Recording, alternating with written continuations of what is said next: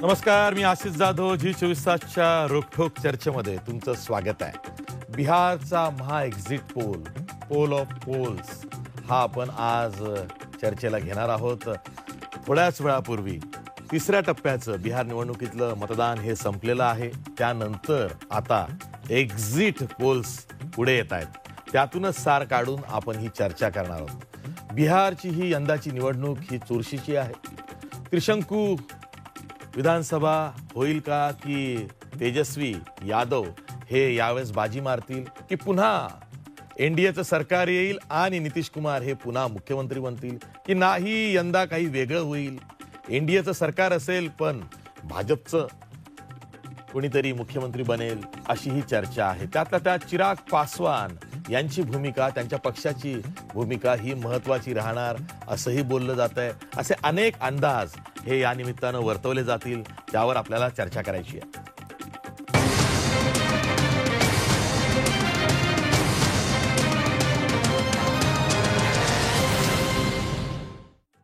या एक्झिट पोलची चर्चा करताना सुरुवातीला ब्रेकिंग न्यूज होते, ती बघूया. या क्षणाची ब्रेकिंग न्यूज आहे की बिहारच्या या रणसंग्रामात कोण बाजी मारणार. काही क्षणातच जी24 तासवरती हा poll of polls exit poll येतोय. मान्यवर आणि तज्ज्ञांबरोबर आम्ही हा एक्झिट पोल डिस्कस करतोय. मी थेट जातोय बिहारला, पाटण्याला. आपले प्रतिनिधी रामराजे निंबाळकर आहेत. ते सुद्धा गेले 15-20 दिवसांपासून बिहारमध्ये होते, निवडणूक कव्हर करत होते. त्यांनी स्वतःची निरीक्षणं ही त्यांच्या फेसबुक वॉलवर सुद्धा टाकलेली आहे. काय वेगळा अंदाज वर्तवत आहेत ते बघूया. आधी जी24 तासचे प्रतिनिधी रामराजे शिंदे काय सांगतायत ते ऐकूया. रामराजे, गेले 20 दिवस तू बिहारमध्ये होता. मधले 3-4 दिवस मी सुद्धा बिहारमध्ये तुझ्या भेटीला आलो, म्हणजे निवडणूक बघायला आलो होतो. एकूणच इनपुट्स काय या निवडणुकीतनं निघतायत ते हेरण्याचा प्रयत्न मी सुद्धा केला. तू तर 20 दिवस होतात. ही निवडणूक कशी होती, या निवडणुकीचं वैशिष्ट्य काय, आणि निकालामध्ये काही उलटफेर किंवा काही मोठा असा निकाल लागेल की ज्यातनं राष्ट्रीय राजकारणाला काही वळण लागेल, अशी काही शक्यता दिसते का? बिलकुल आशिष सर, तुम्ही सुद्धा आला होतात, परंतु मला अगोदर आजची बातमी सांगायची. थोड्या वेळापूर्वीचीच घटना आहे. राबडी देवी आणि लालू प्रसाद यादव यांच्या घरामध्ये साप निघाला आणि त्यानंतर सर्वत्र पाटणा काय बिहारमध्ये चर्चा पसरलेली आहे की हा अपशकुन आहे. शकून अपशकुन मानणं न मानणं हा वेगळा भाग आहे, परंतु आता जेडीयू सुद्धा वक्तव्य करत आहे आणि तुटून पडलेले आहेत की हा अपशकुन आहे लालू प्रसाद यादव यांच्या पक्षासाठी, तेजस्वी यादव यांच्या पक्षासाठी. त्यामुळं यावरून सुद्धा आता राजकारण सुरू झालेलं आहे. परंतु दुसरं म्हणजेच की मी अनेक राज्य पाहिले, परंतु बिहार आणि इथला मतदार जो आहे तो राजकीयदृष्ट्या एवढा प्रगल्भ आहे, तो आपलं मत जे आहे तो सांगत नाही आहे. आणि तो आपल्या मतदानाचा अधिकार जो आहे, मतदान केंद्रापर्यंत जाईपर्यंत तो नेमकं काय करेल याचा थांगपत्तासुद्धा लागत नाही आहे. परंतु आपण जे काही जाणून घेण्याचा प्रयत्न केला त्यानुसार तरी नितीश कुमार यांच्या विरोधामध्ये बऱ्यापैकी अँटी इन्कम्बन्सी दिसून येते. आणि गेल्या काही 2-4 दिवसापूर्वी नितीश कुमार यांचं जे वक्तव्य आलं त्याच्यावरून सुद्धा ते स्पष्टपणे दिसून आलेलं आहे. भाजप जो आहे, भाजपनं चांगली बांधणी केली होती. मग भाजपच्या रॅलीज म्हणा, साधारणतः 1000च्या आसपास रॅली केलेल्या आहेत भाजपनं. मोठे नेते उतरवले होते आणि या संपूर्ण भाजपला टक्कर देण्यासाठी एकमेव माणूस होता महाआघाडीकडून, तो म्हणजेच की तेजस्वी यादव. तेजस्वी यादव मी म्हणेल की या संपूर्ण निवडणुकीचा मॅन ऑफ द मॅच असणार आहे. आणि या संपूर्ण आता जे 2-3 टप्पे झालेले आहेत. पहिल्या टप्प्यामध्ये तुम्ही पण होता यावेळेस आणि आपण पण पाहिलेले की गर्दी तेजस्वीच्या सभांना किती होती. पहिला टप्पा जो होता तो महाआघाडीच्या बाजूने दिसत होता, परंतु 2 आणि 3 म्हणजे की दुसऱ्या टप्प्यानंतर समीकरणं ही प्रचंड बदललेली आहेत. कारण नरेंद्र मोदी पंतप्रधान यांनी जे नॅरेटिव्ह सेट केलं होतं जंगलराजचं, ते कुठेतरी लोकांच्या मनामध्ये बसलेला आहे, डोक्यामध्ये बसलेला आहे. आणि जो पहिल्या टप्प्यामध्ये तो पूर्णपणे तेजस्वी पाठीशी होता, तो नंतर मग दुसऱ्या आणि तिसऱ्या टप्प्यामध्ये जरा जे एनडीए आहे त्यांच्याकडे घसरलेला दिसतोय आणि तेजस्वीपासून लांब गेलेला दिसतोय. याचं कारण एक आहे की ज्या वेळेस पहिल्या टप्प्यातील निवडणुकीचा शेवटचा प्रचार होता, शेवटच्या दिवशीच तेजस्वी यादव यांनी एक वक्तव्य केलं. ते म्हणाले की बाबू लोकांसमोर लालू प्रसाद यादवच्या सरकारमध्ये यादव लोक हे छाती ठोकपणे चालायचे आणि इथून मग संपूर्ण जातीय समीकरण गेलं. या निवडणुकीचं वैशिष्ट्य एकच आहे, जर जातीवर निवडणूक झाली तर NDA सरळ जिंकून येईल, परंतु जर अँटी इन्कम्बन्सीने त्याच्यावर मात केली तर मात्र तुम्ही जसं म्हटलं थोड्या वेळापूर्वी त्रिशंकू अशा प्रकारची परिस्थिती निर्माण होऊ शकतो. आणि अशा वेळी जर त्रिशंकू जर निर्माण झाली तर मग छोट्या पक्षांचा आणि अपक्षांची भूमिका जी आहे ती महत्त्वाची असणार आहे. कधी नव्हे ते यावेळेस 4 आघाड्या इथं बिहारमध्ये आपल्याला दिसल्या आहेत. पप्पू यादव, प्रकाश आंबेडकर, भीमा आर्मीचे चंद्रशेखर यांनी वेगळी आघाडी काढलेली आहे. इकडे दुसरीकडे मांझी आणि त्याचबरोबर मल्ला जी कम्युनिटीचे आहेत त्यांनी वेगळी आघाडी काढलेली आहे. तिसरीकडे OBC यांनी वेगळी आघाडी काढलेली आहे. आणि या सगळ्याचा फटका जो आहे तो MY फॅक्टरला आपल्याला बसताना दिसून येतोय. इथला मतदार जो आहे तो सजग आहे, परंतु त्याच्यासमोर ऑप्शन नाही आहे कोणतंही. आणि सगळ्यात दुर्लक्षित राहिलेला मतदार म्हणजेच की महिला मतदार. महिला मतदारची भूमिका यावेळेस खूपच महत्त्वाची असणार आहे. कारण मागील निवडणुकीचा थोडासा आढावा घेतला तर 2015 म्हणजे की तिसऱ्या टप्प्यामध्ये साधारणतः 58 विधानसभा मतदारसंघामध्ये सर्वात जास्त महिलांनी मतदान केलेलं आहे. आणि दुसऱ्या टप्प्यामध्ये 49 विधानसभा मतदारसंघामध्ये महिलांनी जास्त मतदान केलेलं आहे. म्हणजे की 100पेक्षा जास्त जागावर महिला मतदारांचं वर्चस्व आहे. अशा वेळी महिला मतदार जो आपल्याकडे वळवेल त्याचं हे सरकार असणार आहे. आणि सगळ्यात महत्त्वाचं म्हणजेच की 2 जे घोडे आपण म्हणूयात, म्हणजेच की एकीकडे RJD, दुसरीकडे भाजप हे ताकदवान आहेत, परंतु त्यांच्यासोबत जे काही धावण्यासाठी त्यांची बग्गी धावण्यासाठी जो दुसरा घोडा आहे तो कमकुवत आहे. तो म्हणजेच की काँग्रेस असेल इकडे आणि इकडे JDU असेल. त्याच्यामुळं जो घोडा जास्त जागा जिंकून आणेल तोच रेस जिंकेल असं तर मला आता सध्या दिसून येत आहे. आता एक टप्पे पाहावे लागतील. मगध म्हणजे तिकडे गया आलंय, बोध गया आलंय, इमामगंज आहे, हा संपूर्ण परिसर मगधमध्ये येतो. दुसरं वैशाली टप्प्यामध्ये सुद्धा पटनाच्या आसपासचा संपूर्ण परिसर येतो, त्याच्यामध्ये वैशाली येतं. आणि तिसरा म्हणजेच की भोजपूरमध्ये आपल्याला दिसून येतं आरा, बक्सर, छपरा असे दिसून येतात हे गणित. आणि त्यानंतर सीमांचल परिसरामध्ये मग किशनगंज आपल्याला दिसून येतं. आणि प्रत्येक वेगवेगळ्या भागाची बोलीभाषा सुद्धा वेगळी आहे, तिथले समीकरणं सुद्धा ही वेगवेगळी आहे. कारण सीमांचल म्हणजे की आता मी तिसऱ्या टप्प्याबद्दल बोलतोय, जे की आत्ताचा टप्पा आज पूर्ण झालेला आहे. हा सीमांचल अतिशय महत्त्वाचा आहे आणि तिथेच नेमके MY फॅक्टर जो आहे तो डिसाईड ठरणार आहे. खरं तर 94 जागा ज्या होत्या त्या दुसऱ्या टप्प्यामध्ये होत्या, त्यामुळे तो डिसाइडिंग फॅक्टर असा समजला जात होता. पण तो डिसाइडिंग फॅक्टर हा 94 जागाचा नाही आहे, डिसाइडिंग फॅक्टर हा 3rd फेजचा आहे. कारण तेजस्वीला रोखण्यासाठी 3rd फेजमध्येच भाजपनं पूर्ण ताकद लावलेली आहे. तिथंच पप्पू यादव आहे, त्यांचे संपूर्ण प्रोग्रेसिव्ह जी आघाडी आहे डेमोक्रेटिक ती तिथंच लढते, तिथं पप्पू यादवची ताकद आहे. तर दुसरीकडे MIMने सुद्धा याच मतदारसंघामध्ये आपले 14 उमेदवार उतरवलेले आहेत. जर 5-6 जरी मतदारसंघावर जरी डेंट केलं, डॅमेज केलं तरी सुद्धा गणितं बदलणार आहेत. त्यामुळे प्रत्येक मतदारसंघामध्ये 3000 जरी मतं पडली तरी सुद्धा गणितं बिघडू शकतात.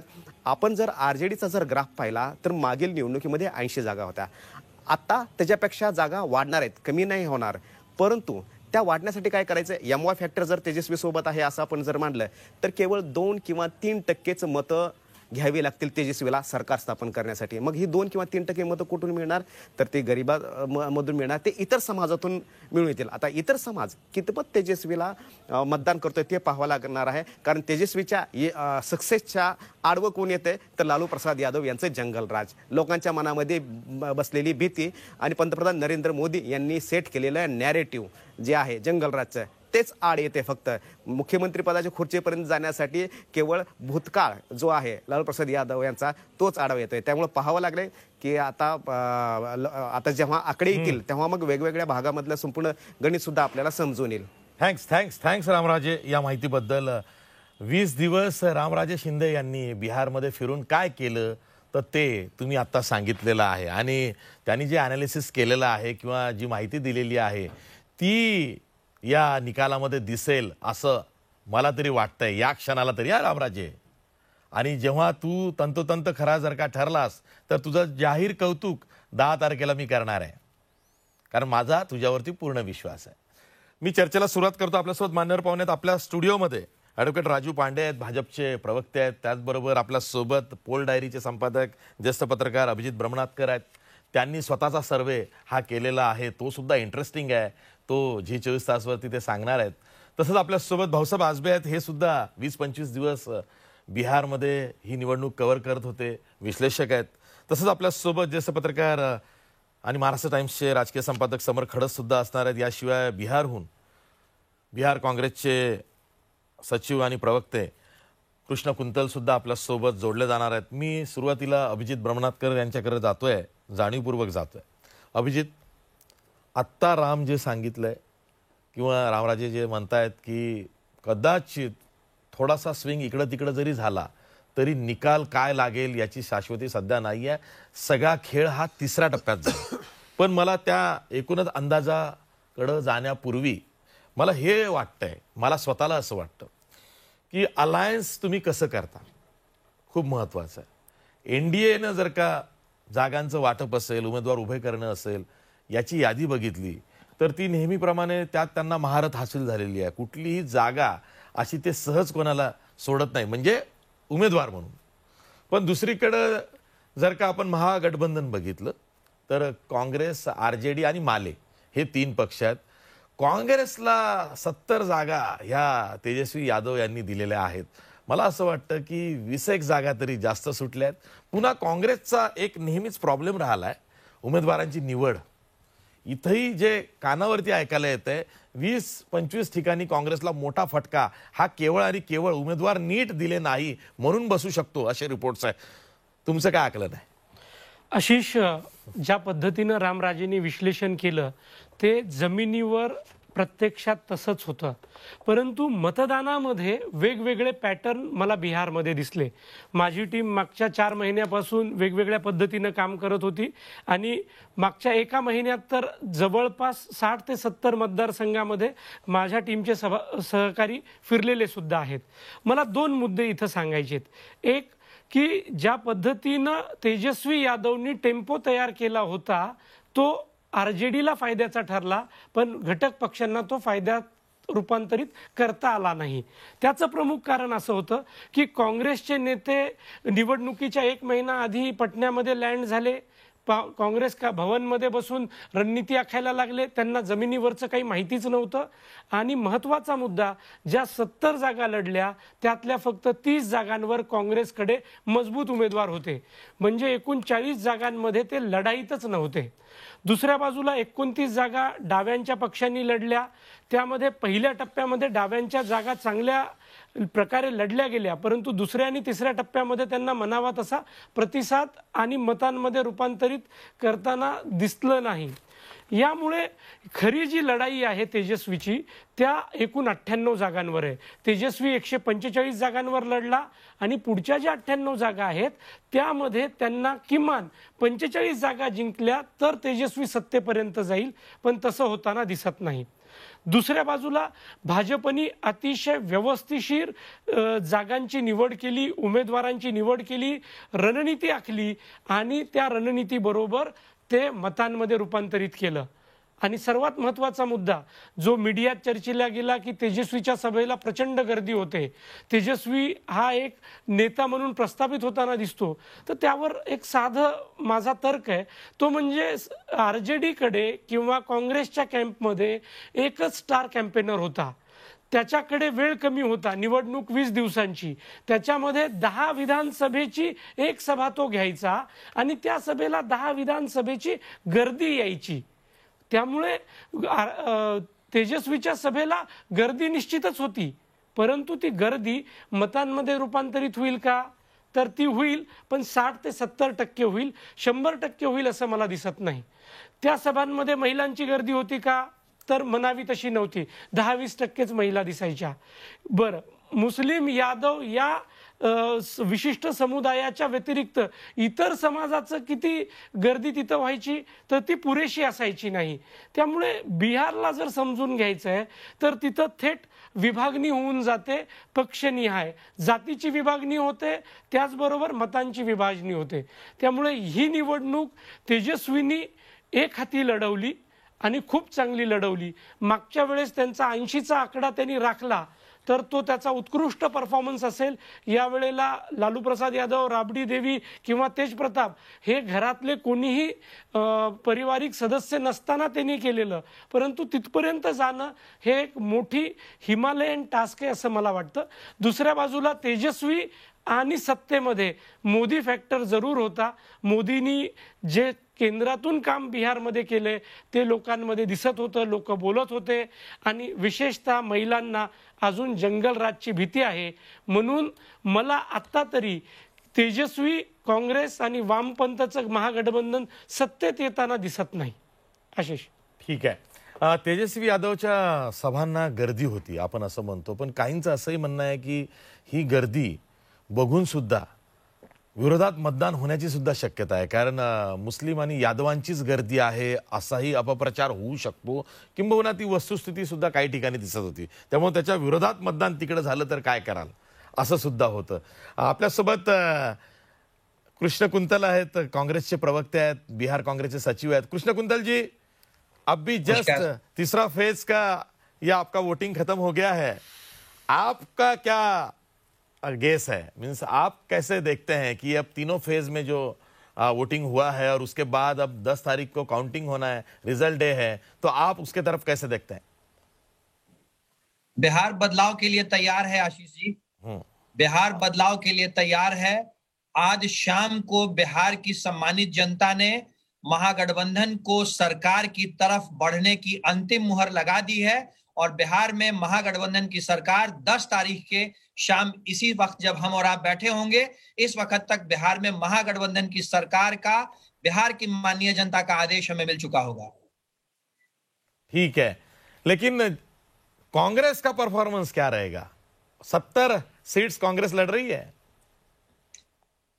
कांग्रेस अपने लड़े हुए सीटों में से 75 से 80% सीटों पे जीत हासिल करेगी. तो आपका दावा यह है कि कांग्रेस आरजेडी गठबंधन ये लीडर करके सामने आएगा या सत्ता के बहुत समीप जाएगा? 2/3 बहुमत के साथ बिहार में बदलाव वाली महागठबंधन की सरकार बनने जा रही है. ठीक है, ठीक है. आपल्यासोबत ॲडव्होकेट राजू पांडे आहेत, भाजपचे प्रवक्ते आहेत. ॲडव्होकेट राजू पांडे, मैं आपको क्या पूछूं? अब उन्होंने तो दावा ही ठोक दिया है. देखिए, चुनाव में आज लास्ट फेज के इलेक्शन में भी वोटिंग हो चुका है. हाँ. मैं 2-3 बातें कहना चाहूंगा आशीष जी. सबसे पहले, मैं कोई एक्सपर्ट तो इस विषय का हूं नहीं. अभिजीत जी ने जो कहा है कि महागठबंधन, जिसको मैं महाठगबंधन कहता हूं, वो सरकार नहीं बना पाएगी. अब ज्यादा दिन है नहीं और मैं कोई जो नंबर्स की बात नहीं करूंगा, लेकिन 2-3 बातें हैं. देखिए, अगर आप पिछली बार देखें जब गुजरात का चुनाव था तो मैं एक चैनल पर था, तो किसी ने मुझसे पूछा आपका क्या कहना है कि लड़ाई में अगर 100 सीट से कम जीती भाजपा, हमने कहा कि हमारे अध्यक्ष जी ने कहा कि हम तो 140 सीट जीत रहे हैं और 120 तो जीतेंगे ही, लेकिन अगर 100 सीट से भी नीचे आ गए तो आप इसको कैसे देखते हैं? तो मैंने उस समय कहा था कि गुजरात में ऐसे हुआ है कि सारे जो कास्टिस्ट लीडर थे, आपको याद होगा ओबीसी के एक लीडर को खड़ा किया गया, पटेल में से एक लीडर को खड़ा किया, एक दलित लीडर तैयार किया गया कि किसी तरीके से भारतीय जनता पार्टी को हरा देना है. और आपने देखा कि 51% सीट, 51.5% वोट आया और भारतीय जनता पार्टी की सरकार बनी गुजरात में. मुझे लगता है वैसी ही कुछ परिस्थिति अभी बिहार में है. आप अगर बिहार में देखेंगे तो इस बार क्या घटना हुई है, आपने कहा कि आरजेडी कम्युनिस्ट और कांग्रेस का अलायंस है. नहीं, एक बहुत बड़ी घटना हुई है जो मैं महाराष्ट्र की जनता के सामने लाना चाहता हूं. बिहार में एक पार्टी है CPI-ML, जिसके कार्यकर्ताओं ने कम से कम बिहार में 5000 किसानों की हत्या की. एक चंद्रशेखर नाम का JNU का विद्यार्थी था, स्टूडेंट यूनियन लीडर, आरजेडी के गुंडे जिसमें साहबुद्दीन थे, उसने उसका मर्डर करवाया. आज भारतीय जनता पार्टी और मोदी जी के सामने लड़ने के लिए ये आरजेडी जो मर्डरर है, जिनके नेता को मारा, वो दोनों साथ हो गए. CPI और CPML कभी साथ नहीं थे, ये साथ हो गए. CPM भी आ गई. कांग्रेस पार्टी और आरजेडी के बीच लड़ाई चली 30 साल, वो सब साथ आ गए. इन सब साथ आने के बावजूद मैं आशीष जी एक बात बताता हूं कि जो अभिजीत जी ने कहा ना कि गर्दी हो रही है, गर्दी हो रही है. देखिए, गर्दी अलग चीज है. बिहार में एक फेस्टिवल होता है इलेक्शन, इसको आप समझिए, वहां लोग देखने जाते हैं। मैं बता रहा हूं, जब अटल जी का भाषण होता था, जब बीजेपी 2 सीट भी जीतती थी ना, तो गांधी मैदान भर जाता था अटल जी को सुनने के लिए। अगर आप उस समय के न्यूज रिपोर्ट्स को निकाल करके देखें तो लोग जाते थे कि अटल जी भाषण दे रहे हैं। चुनाव में बीजेपी एक भी सीट नहीं जीती थी, तब 54 सीट अनडिवाइडेड बिहार में था। बाला साहेब ठाकरे की रैली में मुंबई में बहुत सारे लोग जो उनको नहीं वोट देते हैं वो भी देखने जाते। मैं मराठी सीखने की कोशिश ही इसीलिए करनी शुरू की क्योंकि मुझे उनका दशहरा का स्पीच समझना था, इसलिए मैं मराठी 100% समझता हूं, लेकिन बोल नहीं पाता। कोशिश कर रहा हूं आपके साथ। मैं एक बात आपको बता देता हूं कि बिहार में कुछ भी हो जाए, तेजस्वी का जो क्रीडेंशियल है वो क्या है। 5 साल में तेजस्वी ने क्या किया जनता ही देखेगी। वो 1.5 साल मेरे हिसाब से कुछ दिनों तक सरकार में थे और नीतीश जी के साथ। इसके बाद उनके घर में और विधायक सांसद भी हैं। क्या क्रीडेंशियल है उनका। ये दोनों विधायक हैं, अपने क्षेत्र में क्या किया है इन्होंने। और जो लास्ट बात मैं जिससे कहना चाहता हूं कि कांग्रेस जो 70 सीट लड़ी है ना, उसमें से 7 सीट अगर जीत जाए तो कांग्रेस का बहुत अच्छा परफॉर्मेंस मैं मानूंगा। और सीपीआई और सीपीएमएल और सीपीएम जो मिलकर के 29 सीट्स लड़ रही है, इसमें अगर ये 10 सीट का आंकड़ा पार करते हैं तो मैं उनको बहुत अच्छा परफॉर्मेंस मानूंगा। ऑफ कोर्स आरजेडी का एक फैन बेस है बिहार में। अगर आप भीड़ को देखेंगे तो अगर लालू यादव जी के भीड़ की आप तुलना करेंगे जो वो जिस चुनाव में वो हारे, तो इससे खराब भीड़ वोटिंग के लिए नहीं आती थी। लालू यादव जी को सुनने के लिए बिहार में हर वर्ग के लोग आते थे, जो उनको समर्थक थे नहीं भी थे। तो अगर लालू यादव जी से करने के लिए फिर भी वो लगातार 3 चुनाव हारे और बड़ी बुरी तरह से हारे। 2010 में जो उनकी हार हुई, 29 सीट्स पे आरजेडी रह गई, तब भी लालू यादव जी के रैली में भीड़ की कमी कभी नहीं हुई। आशीष जी, ये तो हमने महाराष्ट्र में भी देखा है कि क्राउड पुलर लीडर्स के पार्टी को वोट पुलर पार्टी नहीं कहा सकता, क्योंकि वो इतने वोट्स मिलते नहीं है। लेकिन तेजस्वी को जिस तरह से देखिए एक जमावड़ा आ गया, खाली एक मिनट देखिए जमावड़ा। और मैं ये भी बोला हूं कि जो आए हैं उसमें ज्यादातर मुस्लिम यादव है। नहीं, ये मैं आपसे इसका अगेंस्ट रिएक्शन जा सकता है वोटिंग टू एनडीए। मैं आरजेडी का प्रवक्ता हूं, लेकिन मैं आपसे इस बात से असहमत हूं कि उनके पास केवल यादव और मुसलमान है। नहीं, मैं नहीं मानता। यादव की जहां तक आप बात करते हैं, लोकसभा के चुनाव में बिहार में जितने भी यादव डोमिनेटेड है, सारी सीटें भारतीय जनता पार्टी ने जीती। मैं आपको नाम बता सकता हूं, मधुबनी जहां हुकुमदेव नारायण सिंह यादव लड़ते थे, उजियारपुर के सांसद हमारे राय साहब जो अभी होम मिनिस्ट्री में राज्य मंत्री हैं। मैं नहीं मानता। देखिए क्या है ना, उनके जो समर्थक है ना, इमोशनली चार्ज अप ज्यादा हो गए इस चुनाव में। उनको लगा कि उनका नेता सीएम बनने के करीब है। जिन इलाकों में जो फर्स्ट फेज में कहा कि बहुत ज्यादा भीड़ आई, मेरे हिसाब से अभिजीत जी मुझे करेक्ट कर सकते हैं, वो नक्सलियों का इलाका रहा है। इस बार का चुनाव बिहार के लिए इसलिए इंपॉर्टेंट है, मैं बता रहा हूं, आप 10 तारीख को ध्यान रखिएगा कि नक्सलियों का समर्थन लिया है, जो एंटी नेशनल फोर्सेस है बिहार में, उनका समर्थन लिया है। सारी जो ये लोग हैं, चाहे वो नक्सली हो, जिहादी ग्रुप्स हो, सब मिलकर के भारतीय जनता पार्टी एनडीए को हराने के लिए साथ आए हैं। लेकिन जो इनका हाल गुजरात में हुआ, मुझे ऐसा लग रहा है वही हाल बिहार में होगा और एनडीए की सरकार बनेगी। ठीक आहे अभिजित, मला जे दिसतंय ते असं आहे की आपल्याकडे आता सी वोटर, TV9, रिपब्लिक यांचे एक्झिट पोल्स आलेले आहेत, त्यावरनं नेक टू नेक फाईट आहे. पण कदाचित हंग असेंब्ली किंवा त्रिशंकू विधानसभा येऊ शकते. यामध्ये छोटे मोठे पक्ष अपक्ष यांचा घोडाबाजार तेज असणार आहे. आशिष, आता हे जे मी आकडे बघतोय त्यामध्ये 2 फॅक्टर कोणीही मोजले नाहीत असं मला वाटतं. बर, पहिला जो फॅक्टर आहे जो महागठबंधनला सर्वात जास्त नुकसान पोहोचवत आहे, त्याचं नाव आहे ग्रँड डेमोक्रेटिक सेक्युलर फ्रंट. या फ्रंट मध्ये आहे कोण कोण, तर MIMचे असाउद्दीन ओवैसी, मायावती, त्याचबरोबर भारतीय सुहेल देव पार्टी, सर्वात महत्वाचं उपेंद्र कुशवाहा 104 जागा लढतायत, आणि लालू प्रसाद यादव यांचे एक पूर्वाश्रमीचे सहकारी देवेंद्र प्रसाद यादव यांचा पक्ष त्याच्यात आहे, आणि अजून एक संजय सिंह चौहान म्हणून आहेत, त्यांचा पक्ष आहे. असा 6 पक्षांचं मिळून एक ग्रँड डेमोक्रेटिक सेक्युलर फ्रंट तयार झालाय आणि ते 228 जागा लढतायत. जर याचंच तुलना महाराष्ट्रातली करायची झाली तर महाराष्ट्रात एक वंचित बहुजन आघाडी होती, त्यांनी सर्वात जास्त नुकसान कोणाला पोहोचवलं तर काँग्रेस राष्ट्रवादीला पोहोचवलं. तसं हा जो फ्रंट आहे, हा फ्रंट जवळपास 60 ते 70 जागांवर जर त्यांनी 10 ते 15 हजार मतं खाल्ली तर तेजस्वी यादवला ते नुकसान पोहोचवणार आहेत. आणि दुसऱ्या बाजूला भाजप आणि जेडीयूच्या एनडीएच्या गठबंधनला चिराग पासवानच्या 136 जागा ज्या त्यांनी उभ्या केल्यात तिथं नुकसान पोहोचवणार आहे. पण तिथं काय झालंय, त्या सगळ्याच्या सगळ्या जागा, त्यातल्या 6-7 जागा जर सोडल्या तर उरलेल्या 130 जागा या जेडीयूच्या समोर आहेत. त्यामुळे जेडीयूला सर्वात जास्त नुकसान आहे. आणि तिथं एलजेपी मधून भाजपचेच उमेदवार एलजेपीचे उमेदवार म्हणून उभे आहेत. त्यामुळे तिथं मतविभाजन होत आहे. तिथं आरजेडीला फायदा होतोय, तो 40 जागांवर होतोय. परंतु भाजप मात्र मागच्या वेळेला 54 जागांवर होता, त्याची संख्या वाढून तो आरामात 70 ते 75च्या मध्ये जाईल असं मला वाटतं. त्यामुळं इथं जर कुठला महत्वाचा फॅक्टर या निवडणुकीत आहे तर तो मतविभाजनाचा आहे. ते या पोलमध्ये दिसत नाहीत.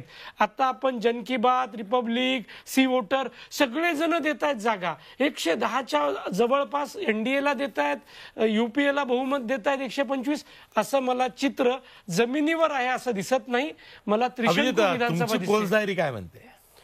मला पोल काय मला जे दिसतं, पोल डायरीचे जे आकडे आहेत त्यातला पहिला महत्वाचा जो आकडा दिसतो तो एनडीएचा, तो मला 98 ते 115 पर्यंत दिसतो. दुसरा जो दिसतो तो महागठबंधनचा, तो मला 71 ते 105 पर्यंत दिसतो. आणि हा जो ग्रँड डेमोक्रेट सेक्युलर फ्रंट आहे त्याच्या 7 ते 12 जागा दिसत आहेत. याचा अर्थ सर्वात जास्त फटका हा आरजेडी आणि काँग्रेसला बसतोय, त्यांच्या गठबंधनला. आणि मला एलजेपीच्या जागा ज्या दिसत आहेत 8 ते 18 जागा दिसत आहेत एलजेपीच्या. आणि या वेळेला अपक्ष मला 4 ते 9 दिसत आहेत. ठीक आहे. आपण एक जे सगळे एक्झिट पोल सध्या एक एक करून येत आहेत ते बघतो आहोत. सी वोटर म्हणताय, म्हणजे जर का आपण फुल फ्रेम ग्राफिक्स बघितलं तर आपल्या असं लक्षात येईल की सी वोटरनी जो एक्झिट पोल दिलेला आहे त्यामध्ये एनडीएला 116, युपीएला 120, एलजेपी चिराग पासवान यांचा 1 जागा आणि इतर जे आहेत अपक्ष आणि छोटे मोठे पक्ष ते 6. म्हणजे युपीएला 120 आणि बहुमतासाठी हवे आहेत 121 की 122. 122 ही मॅजिक फिगर आहे. त्याचबरोबर नेल्सनचा जो पोल आहे तो हे सांगतोय की TV9चा जो पोल आहे तो हे सांगतोय की एनडीए 110, 120, त्याचबरोबर युपीए 115 ते 125. क्लिअर कट मेजॉरिटी युपीएला मिळू शकते असं TV9चा सर्वे म्हणतोय. एलजेपी 3 ते 5 जागा आणि इतर 10 ते 15 जागा.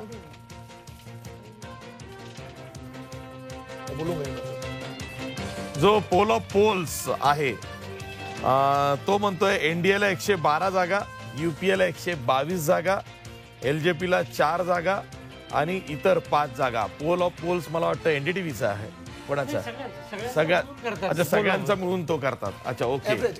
हा. आणि रिपब्लिक जो आहे तो एनडीएला 91 ते 117 जागा, युपीएला 118 ते 138 जागा, एलजेपी 5 ते 8 आणि 3 ते 6.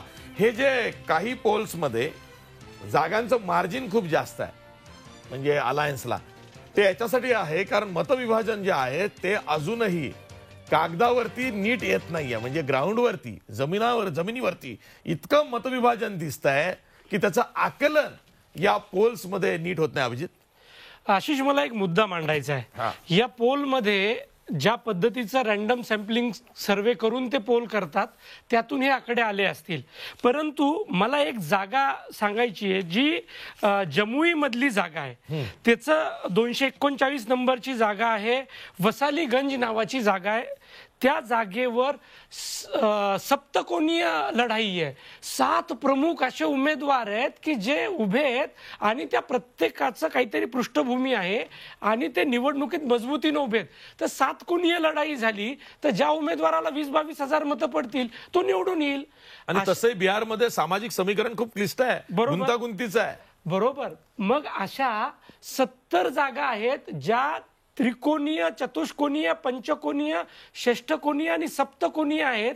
या जर जागा बघितल्या तर हे जे आकडे आता दिसतात, पोल ऑफ पोल असतील किंवा इतर एजन्सीने केलेले, हे आकडे तुम्हाला 10 नोव्हेंबर रोजी बदललेले दिसतील. बरोबर आहे. आणि बिहारमध्ये सामाजिक समीकरणं इतकी आहेत म्हणजे क्लिष्टही आहेत आणि ती थोडीशी विचित्र पण आहेत की एखाद्या समाजाचा उमेदवार उभा आहे त्याच गठबंधन मधला दुसऱ्या समाजाचा नेता आणि त्याचा वर्ग नाराज होतो आणि त्याचाही फटका हा उमेदवारांना मिळतो. नहीं, मैं आपको आशीष जी पहले ये बिहार के बारे में कहना ये गलत है. मैं आपको बता रहा हूँ. अच्छा. बिहार में पिछली बार चुनाव हुआ, अभी 1 साल भी नहीं हुआ है, ऐसी डायरेक्ट लड़ाई हुई एनडीए गठबंधन और अपोजिशन की. 39 सीट एनडीए जीती और एक धोखे से 1 सीट महागठबंधन. लोकसभा की बात मैं बता रहा हूँ, सुनिए इवन विधानसभा की बात आपको बता रहा हूँ. जो लोग बिहार में ये जो आप जितने भी पोल्स और पोल देख रहे हैं ना, इसमें मुझे मेरिट नहीं दिखाई दे रहा है. उसका पीछे कारण मैं बताता हूँ. ठीक है. क्योंकि क्या है ना, वो पेपर पर बैठ करके कैलकुलेट करते हैं. अच्छा ये कास्ट. मैं कह रहा हूं बिहार में यादव, जिसको आप मानते हैं कि एकदम लालू यादव जी की बपौती है, उसमें टूट हो गया है. जो लोग भी बात कर रहे हैं ना, आप देखेंगे कि उसका क्या परिणाम होता है. दूसरी बात मैं कहना चाहता हूं कि जो ये कास्ट के टेबल पर बैठ करके जो डिसीजन ले रहे हैं ना, उनका सारा पोल ऑफ पोल्स गलत होने वाला है. ठीक है, वहां पर ठीक है. क्लैरिटी है. खाली एक लाइन बोल. वहां क्लैरिटी है. मोदी जी के साथ जाना है कि मोदी जी के विरोध में जाना है. ठीक है. अगर आप नहीं समझ लेकिन फिर नीतीश कुमार जी के खिलाफ अगर एंटी इनकम्बेंसी है तो वो कहां मैं बता रहा हूं. नीतीश कुमार जी को जितने लोग भी पोल्स देख रहा हूं मैं, वो कह रहे हैं नीतीश कुमार जी के खिलाफ थोड़ा सा है और उनकी सीटें जो है वो थोड़ी घट सकती है. ठीक है. कृष्णा कुंदल जी आप डिफर कर रहे हैं. एनडीए कृष्णा कुंदल जी आप डिफर कर रहे हैं. आशीष जी, मैं अपने काबिल दोस्त को कहना चाहता हूं कि अब तो आ जाओ आसमान से जमीन पे, हमें जमीन के मिसाल पे बातें करनी है. ये बात स्पष्ट है. मैं अपने दोस्त की स्थिति समझ सकता हूं. हार बिल्कुल उनके सामने स्पष्ट दिख रही है और उस हार की बौखलाहट में ये सारी बातें कर रहे हैं. राजनीतिक रूप से भाजपा और इनका गठबंधन बिहार की जमीन पे बुरी तरीके से हार चुका है. जहां तक बात रही, ये चुनाव मुद्दों पे लड़ा गया है. बार बार वही बातें, जो मोदी जी के साथ नहीं है वो देश के साथ नहीं है. ऐसा तो किसी ने नहीं माननीय कहा. प्रधानमंत्री जी भी आए थे बिहार में. हमारे दोस्त बार बार कह रहे हैं, काफी सारे भाजपा के राजनीतिक विचारक कह रहे हैं कि एक भीड़ है, फैन फॉलोइंग नहीं है. ये पॉलिटिकल बदलाव के लिए आया हुआ एक कृत संकल्पित बिहार का सम्मानित जनता है. इस बात को समझने की बात है. बिल्कुल. और यही बात अभी सबकी समझ में आ रही है. लेकिन द बॉटम लाइन इज, जितने भी सर्वे, अभी जन की बात भी यही कह रहे हैं कि यूपीए को बहुमत मिल सकता है. और जो न्यूज 24 का सर्वे आया है उसमें भी यूपीए मींस बहुमत यूपीए के पक्ष में. ये जो बयार चल रही है, 5 साल नहीं 15 साल की ये जो नाकाम सरकार है और उसमें 6 साल जो केंद्र की नाकाम सरकार है, इसका सीधा परिदृश्य आपको बिहार की जमीन पे देखने को मिल रहा है. ये वही बिहार की जमीन है, ये वही बिहार मैंने ऐसा कुछ नहीं कहा. देश में राजनीति की दिशा तय करती है. ये और ये नक्सलवाद की जमीन नहीं, ये राजनीतिक क्रांतिकारी की जमीन है. कि सब सही चल रहा है. ठीक आहे. आपण एक ब्रेक घेणार आहोत. ब्रेक नंतर आपण आणखीन सविस्तर चर्चा करणार आहोत. कारण आता जे एक्झिट पोल्स येत आहेत 4-5, त्यामध्ये युपीएचा अर्थात तेजस्वी यादव यांच्या बाजूनं हा कल झुकलेला आहे एक्झिट पोलमध्ये असं दिसतंय. पण हु नोज, 10 नोव्हेंबरला काउंटिंग म्हणजेच मतमोजणी आहे, रिझल्ट डे आहे निकालाचा. त्या दिवशी नेमकं काय होत आहे, कारण बिहारमध्ये अजून मी सांगतोय की सामाजिक समीकरणं खूप क्लिष्ट आहेत. उमेदवारांची निवड कोणत्या पक्षानं कशी केली, निवडणूक रणनीती प्रचाराची कशी राबवली, इलेक्शन मॅनेजमेंट नेमकं कसं केलं, आणि त्यातला त्यात 3 टप्प्यात ही जी निवडणूक झालेली आहे, टप्पा दर टप्पा प्रत्येक पक्ष आणि उमेदवार ही निवडणूक कशी लढला यावरती बरंच काय अवलंबून आहे. त्यामुळं जे निकाल येणार आहेत ते अनपेक्षित धक्के देणारे असतील का, की खरंच जी चर्चा सध्या आहे आणि जे सार या सर्व एक्झिट पोल्स मधून दिसतंय की कदाचित तेजस्वी यादव हे बिहारचे पुढचे मुख्यमंत्री असतील. पण हु नोज, हे आपल्याला 10 नोव्हेंबरला बघायचं. आपण एक ब्रेक घेणार. ब्रेक नंतर पुन्हा ही चर्चा अशाच पद्धतीनं सविस्तरपणे आपण सुरू ठेवणार आहोत. पुन्हा भेटूया ब्रेक नंतर.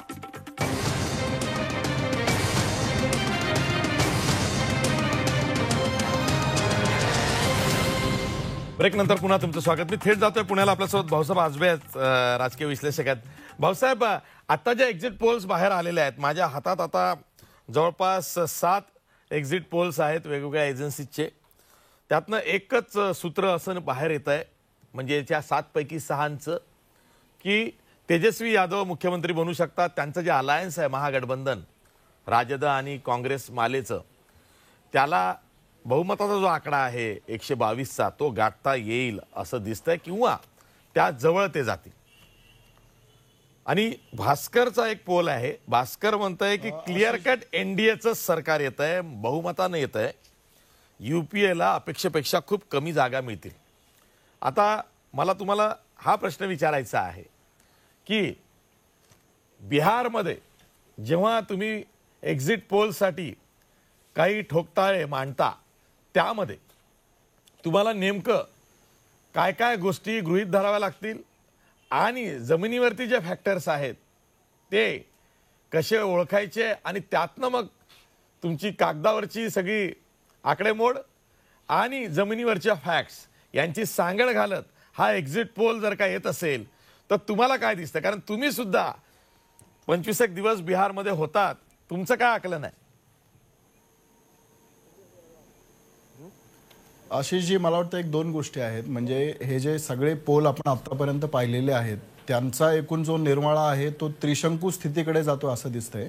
आणि एक आपण लक्षात घ्यायला हवं की पोल जे आकडे देत आहेत अगदी तेवढेच आकडे मिळतील असं नव्हे, पण आतापर्यंतच्या सगळ्या ज्या निवडणुका 2014 पासूनच्या जर आपण पाहिल्या तर साधारणतः जी दिशा दाखवलेली असते या पोल्सनी ती दिशा मात्र खरी ठरलेली आहे असं आपल्याला साधारणतः म्हणता येईल. त्याच्यामुळे आता ती जी दिशा दाखवत आहेत त्या दिशेचे 3 इंटरप्रिटेशन होऊ शकतात. एक म्हणजे युपीए थिन मेजॉरिटीने येत आहे किंवा एनडीए थिन मेजॉरिटीने येत आहे किंवा त्रिशंकू स्थिती जी 2005 मध्ये फेब्रुवारीमध्ये जी निवडणूक झालेली होती तशी जी स्थिती आहे, तर तशी स्थिती म्हणजे त्या दिशेनं हे सगळे जे ट्रेंड आहेत ते दाखवतात असं दिसतंय. आता मुद्दा असा आहे की असे ट्रेंड्स का येत असावेत किंवा नेमकं ग्राउंडमध्ये नेमक्या काय गोष्टी घडत होत्या की त्याच्यामुळे अशी जी एक कन्फ्युजनची जी अवस्था आहे ती आता निर्माण झाली आहे. कारण बिहारच्या संदर्भात जर आपण पाहिलं आत्तापर्यंत अगदी 90 पासूनचा गेल्या 30 वर्षाचा इतिहास जर पाहिला तर अपवाद फक्त फेब्रुवारी 2005च्या निवडणुकीचा आहे. अदरवाईज प्रत्येक वेळी बिहारच्या मतदारांना अगदी थेट स्पष्ट असा जो कौल आहे तो कौल आतापर्यंत दिलेला आहे. आता यावेळी मात्र गोष्टी अशा झाल्यात आणि म्हणून या गोष्टी मला वाटतं एक्झिट पोल जेव्हा याची किंवा प्री पोल सर्वे किंवा हे सगळे जे सर्वे आहेत तेव्हा ते करत असताना ह्या ज्या काही बाबी आहेत त्या लक्षात घेतल्या जातात. जसं फॉर एक्झाम्पल त्यातली एक बाब अशी आहे की तुम्हाला सीएमचा कॅन्डिडेट म्हणून तेजस्वी यादव हे अधिक लोकप्रिय वाटतायत किंवा हवेशे वाटतायत की तुम्हाला नितीश कुमार आहेत ते तुम्हाला वाटतायत किंवा पंतप्रधानांची पॉप्युलॅरिटी किती आहे आणि नेमका त्याचा काही इम्पॅक्ट जो आहे तो याच्यावर होतोय का. आणि अजून एक महत्त्वाचा बिहारच्या संदर्भात जे आपण असं म्हणतोय की एकूणच तिकडचं जातीचं राजकारण म्हणजे कदाचित इतर कोणत्याही राज्यामध्ये इतकं जातनिष्ठ आणि जातकेंद्रीय राजकारण होत नाही जितकं बिहारमध्ये होतं. पण त्यातही आपण एक गोष्ट लक्षात घ्यायला हवी की जरी जाती वेगवेगळ्या यांना बांधलेल्या असतील, जसं आपण म्हणतो की MY मुस्लिम आणि यादव जे आहेत ते RJD किंवा महागठबंधन बरोबर आहेत किंवा ज्या कथित उच्च जाती आपण ज्याला म्हणतो त्या भाजप बरोबर आहेत आणि एक यादव सोडून इतर जो ज्याला पिछडा वर्ग असंही म्हणतात किंवा अतिमागास जाती असा प्रवर्ग नितीश कुमार यांनी त्याचा तयार केलेला होता त्या जाती असतील आणि महादलित म्हणजे आता खरं तर सगळ्याच जाती महादलितामध्ये आलेल्या आहेत. त्यामुळे एक दलित सेगमेंट ज्याला आपण म्हणतो तो सेगमेंट हा ट्रॅडिशनली आता गेल्या 2-3 निवडणुकांमध्ये जर आपण पाहिलं तर तो नितीश कुमारांबरोबर राहिलेला आपल्याला दिसून येतो. पण एक गोष्ट आपण लक्षात घ्यायला हवी की जेव्हा आपण असं म्हणतो की ती जात विशिष्ट त्या पक्षाला मतदान करते तेव्हा असं कधीच होत नाही की सर्वचे सर्व जे लोक आहेत किंवा मतदार आहेत त्यांनी त्याच विशिष्ट पक्षाला मतदान केलंय. साधारणतः 60% तर काही प्रसंगी 80% इथपर्यंत जर पोलरायझेशन त्या जातीचं विशिष्ट याच्यासाठी होत असेल तर आपण असं म्हणतो की ती जात त्यांना मतदान करते. त्यामुळे 2 इथं मुद्दे येतात. एक मुद्दा म्हणजे बाकी सगळी जातीय समीकरणं आहेत ती स्थिर आहेत, पण ग्राउंडवरती तिथं बिहारमध्ये फिरत असताना हे लक्षात आलं की हा महादलित जातींचा म्हणून जो बेस आहे त्याची तिथं चलबिचल झालेली आपल्याला दिसून येते. आणि बिहारमध्ये आपण पाहायला हे लक्षात घ्यायला हवं की जसं यूपीमध्ये दलितांचं म्हणून एक स्वतंत्र राजकारण बसपाने उभा केलं होतं आणि ज्याला मागच्या निवडणुकीमध्ये भाजपनं छेदही दिला, पण एक स्वतंत्र ज्याला आपण राजकारण म्हणतो जसं आपण ते उत्तर प्रदेशमध्ये दिसतं तसं दलितांचं स्वतंत्र राजकारण हे काय बिहारमध्ये नाहीये. जरी त्यांचा सेगमेंट जवळपास 15 ते 16% जरी असला तरी त्याच्यामध्ये विभेदन आहे. म्हणजे उदाहरणार्थ मांझी जे आहेत मुशार समाज हा उदाहरणार्थ वेगळा त्यातून काढता येतो. पासवान ही देखील दलित जात आहे आणि ती पासवान यांच्याबरोबर असते, पण रामविलास पासवान किंवा चिराग पासवान त्यांना पासवान जातीपलीकडे मात्र काही जाता आलेलं नाही हेही वास्तव आहे. त्याच्यामुळे हा जो बेस आहे जो नितीश कुमार यांच्याबरोबर राहिलेला होता आतापर्यंत तर त्याच्यामध्ये चलबिचल झालेली आपल्याला दिसून येते. आणि ती चलबिचल काय आहे त्याची 2-3 वेगवेगळी कारणं आहेत. म्हणजे मुळात नितीश कुमार यांच्याविषयी अँटी इन्कम्बन्सी हा एक भाग, पण ती अँटी इन्कम्बन्सी का आहे तर त्यातही दारूबंदीचा जो मुद्दा आहे त्याचा आपण आवर्जून इथं उल्लेख करायला हवा की 2016 मध्ये दारूबंदी आणली पण तिथे अत्यंत सहजरित्या दारू उपलब्ध होते, हातभट्टीची असेल किंवा रेग्युलर दारू दुप्पट दराने तिथं उपलब्ध होते. आणि ज्यांना शिक्षा झालेली आहे या प्रकरणामध्ये त्याच्यामध्ये महादलित सेगमेंटमधली जी लोक आहेत ती संख्येने सर्वाधिक दिसतात. त्याच्यामुळे असे जे काही अंडरकरंट दिसतात आणि एकूणच इतर जातींच्या तुलनेमध्ये जे राजकीय सक्षमीकरण आणि जे काही आर्थिक उन्नती या सगळ्या ज्या गोष्टी आहेत त्याच्या संदर्भात पण हा जो जात प्रवर्ग आहे त्याच्यामध्ये ती चलबिचलता दिसून येते. आणि त्याच्यामुळे हा वर्ग या वर्गाने एक्झॅक्टली कोणाला मतदान केलेलं आहे म्हणजे ते नितीश कुमार यांना कंटाळून पूर्णतः तेजस्वी यादव महागठबंधन याच्याकडे गेले की त्याच्यामध्ये पण फ्रॅगमेंटेशन आलंय, याच्यावरती पण निकाल ठरणार आहे. आणि त्याच्याविषयीचं जे कन्फ्युजन आहे ते पण मला वाटतं कन्फ्युजन म्हणा किंवा त्याचं वास्तव म्हणा ते पण आपल्याला एक्झिट पोल जे आहेत किंवा या जे आपल्याला आकडे जे दिसत आहेत त्याच्यामध्ये प्रतिबिंबित होताना दिसून येते. त्यामुळे तो एक मुद्दा आहे. आणि तिसरा जो एक यातला मुद्दा आहे की नरेंद्र मोदींच्या संदर्भात त्यांच्या संदर्भात जरी नाराजी ग्राउंडवरती दिसत नसली तरी नरेंद्र मोदी हे काही ड्रायव्हिंग फोर्स राहिलेले नाहीयेत. आणि डे वन पासून तेजस्वी यादवच्या संदर्भात मला हे सांगायचं आहे की त्यांच्या प्रतिसाद कोणी दिला, त्यांच्या सभांना एवढा प्रतिसाद का मिळाला, नेमके कोणत्या जातीचे लोक होते, असे खूप त्याचं आपल्याला तपशिलामध्ये खूप वेगवेगळं विश्लेषण करता येईल. पण एक मुद्दा आपण लक्षात घ्यायला हवा आणि मुद्दा मी महाराष्ट्राच्या निवडणुकीचं उदाहरण देईल की ज्या पद्धतीनं शरद पवारांनी काँग्रेस आणि राष्ट्रवादीच्या केडरमध्ये समर्थकांमध्ये एक चैतन्य आणलेलं होतं तसं चैतन्य महागठबंधनचं जे केडर आहे त्याच्यामध्ये तेजस्वी यादव यांनी आणलं ते आपण लक्षात घ्यायला हवं. आणि त्याला जोडून दुसरा मुद्दा जो जंगलराजचा पुन्हा मुद्दा मांडला जातो लोकनीती CSDचे संजय कुमार जे आहेत त्यांनी मागे असा मुद्दा मांडलाय की 85 नंतर जन्माला आलेली जी लोक आहेत की जे मतदार यावेळी मतदान त्यांनी केलंय त्यांची संख्या 50 ते 60% आहे. म्हणजे यांच्याकडे कोणती लिव्हिंग मेमरीज नाहीये की ते जंगलराज नेमकं काय होतं. त्यामुळे हा जो प्रवर्ग आहे आणि तोच प्राधान्यानं आपल्याला असं दिसेल की तेजस्वीच्या सभांना प्रतिसाद जो आहे तो देत होता. त्यामुळे हा जो वर्ग आहे या वर्गाने पण नेमकं काय कशा पद्धतीने मतदान केलंय हा पण एक मोठा प्रश्न आहे. आणि म्हणून म्हटलं तर कन्फ्युजन आणि म्हटलं तर वास्तव हे आपल्याला एक्झिट पोलमध्ये दिसते. कृष्णा कुंतल जी, ये बात भी सही है कि 2015 में सब एग्जिट पोल्स गलत निकले थे क्योंकि वहां पे जो जमीनी हकीकत थी वो बदल गई थी क्योंकि लालू जी और नीतीश जी एक साथ चुनाव लड़ रहे थे. कांग्रेस भी साथ, हाँ कांग्रेस भी साथ थी और दूसरी तरफ बीजेपी अकेली थी. इस बार वैसा नहीं है. इस बार नीतीश कुमार और बीजेपी साथ में है. तो इस बार नीतीश कुमार और बीजेपी साथ में है और कांग्रेस और आरजेडी है. कांग्रेस वहां पे कमजोर खिलाड़ी है. ऐसे में पूरा दारोमदार ये तेजस्वी यादव पे था. मेरे को आपसे यही प्रश्न जानना है, वो ये है कि तेजस्वी यादव के कारण महागठबंधन अगर चलता है तो पूरा बर्डन ये तेजस्वी यादव पे था. उनकी सभाओं को जिस तरह से भीड़ होती थी ये भी है. और अब जाके अगर इसमें आपको विक्ट्री मिलती है या आपकी जीत होती है तो उसका श्रेय भी तेजस्वी यादव को जाएगा क्योंकि राहुल गांधी ने तो बहुत कम सभाएं ली. लास्ट फेज में तो वो कहीं दिखे भी नहीं. तो कांग्रेस मेरे ख्याल से जो 70 सीट्स लेके खड़ी है तो कमजोर कड़ी कांग्रेस है. अगर तेजस्वी यादव सत्ता तक नहीं पहुंचते तो बहुत ज्यादा खामियाजा वो कांग्रेस के कारण उनको भुगतना पड़ेगा ऐसा लग रहा है.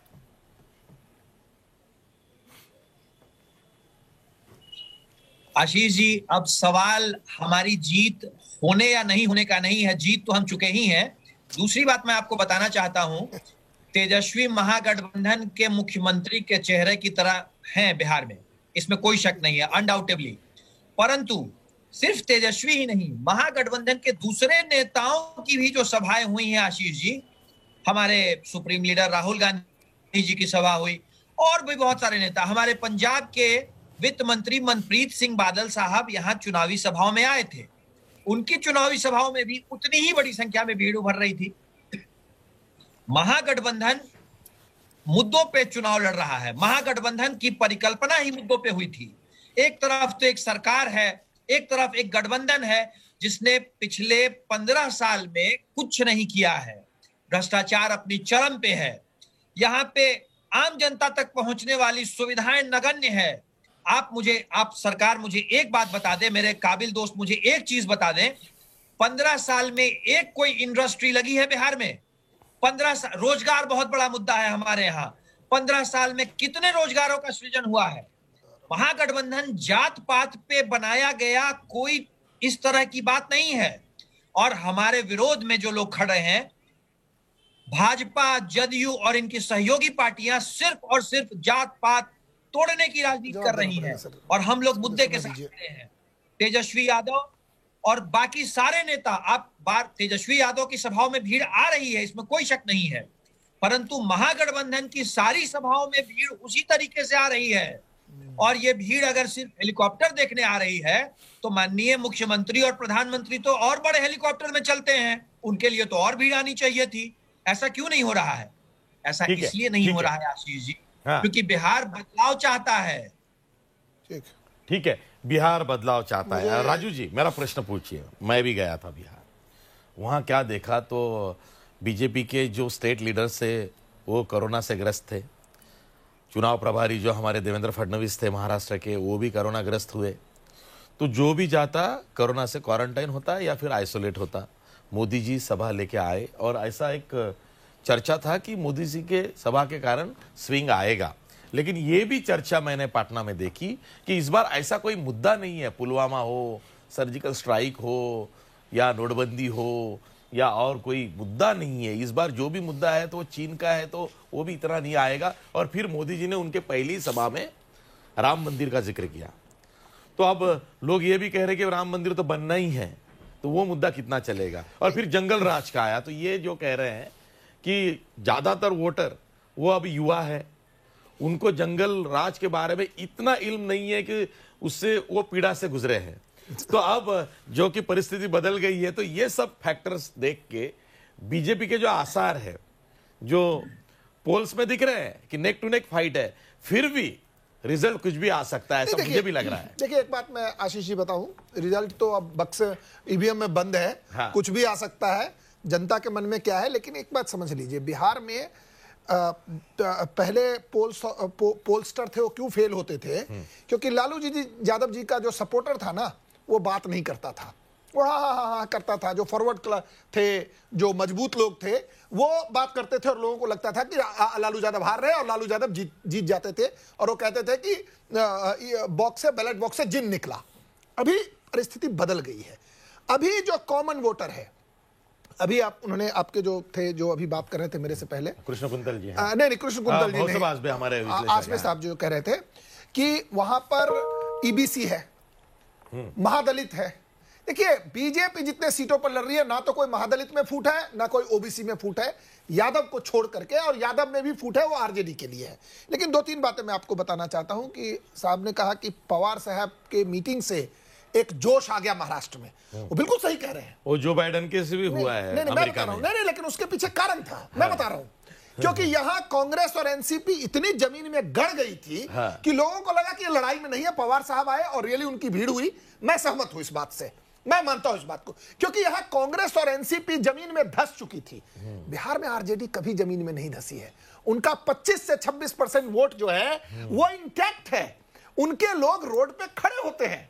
उनका जो कैडर है वो यहां जैसे कांग्रेस खत्म हो गई है, वो पवार साहब के चक्कर में कुछ सीटें जीत गई, तो वैसी स्थिति नहीं है आरजेडी की। तो वहां जो हो रहा है और महाराष्ट्र में हो रहा है, उसमें एक अंतर है। अब हमारे कुंतल जी ने कहा कि 15 साल में कितनी इंडस्ट्री लगाई। इनके टाइम में जो 15 साल, उससे पीछे जब आप जाएंगे तो घर में बड़े बुजुर्ग हैं बिहार में जो बताते हैं कि क्या होता था यहां। जितनी भी इंडस्ट्री थी बिहार की, इन्होंने बंद कराई लालू यादव ने, और नया इंडस्ट्री चलाया अपहरण का, किलिंग का, मर्डर का। तो 15 साल पहले जो इंडस्ट्री थी वो देखते हैं, 8-8, 10-10 घंटा पटना से कहीं भी किसी भी डिस्ट्रिक्ट टाउन जाना है, 15 घंटे, 10 घंटे, 12 घंटे, 8 घंटे। आज मैं आपको कह रहा हूं, आप चलिए बिहार, पटना एयरपोर्ट से किस डिस्ट्रिक्ट टाउन में जाना है, आपको 5 से 6 घंटे के भीतर, हो सकता है 2 घंटे में भी आप पहुंच जाए, आपको हर डिस्ट्रिक्ट टाउन जुड़ा हुआ है। इलेक्ट्रिसिटी 12 घंटे है। इन्होंने कहा जॉब्स, 4 लाख टीचर की जॉब दी नीतीश कुमार जी की सरकार ने 15 साल में। प्रोफेसर्स की नौकरी, दिल्ली यूनिवर्सिटी से जो पढ़े लिखे लोग हैं वो जाकर के बिहार में प्रोफेसर की नौकरी की। अगर पोस्टर के लिए गए हैं साहब, तो मैं इनसे पूछना चाहता हूं कि कितने लोग जो लेक्चरशिप की नौकरी मिली। इसके बाद वहां कांस्टेबल की भर्ती हुई, पुलिस में भर्ती हुई। पहले क्या होता था, लालू यादव जी तय करते थे किसको भर्ती करना है और वो कोर्ट में मसला चला जाता था। बीपीएससी ने जितने भी एग्जाम्स लिए, कभी कोई कोर्ट नहीं गया आशीष जी पिछले 15 साल में। और एक बात बताता हूं आपको, ये जो आज बात कर रहे हैं ना, हम जॉब देंगे, लालू यादव जी के जमाने में टीचर को और प्रोफेसर को कितने महीने के बाद सैलरी मिलती थी? जरा कृष्ण कुंतल जी से पूछिए। हमारे घर में 2 प्रोफेसर थे, 6-6 महीने के बाद वहां सैलरी मिलती थी। तो ये सब ज्यादा हवा मत दीजिए, अब 2 ही दिन बचा है, हवा में मत उड़िए। और पर्टिकुलरली कांग्रेस के प्रवक्ता हवा में उड़ रहे हैं, 70 में 7, दोबारा रिपीट कर रहा हूं।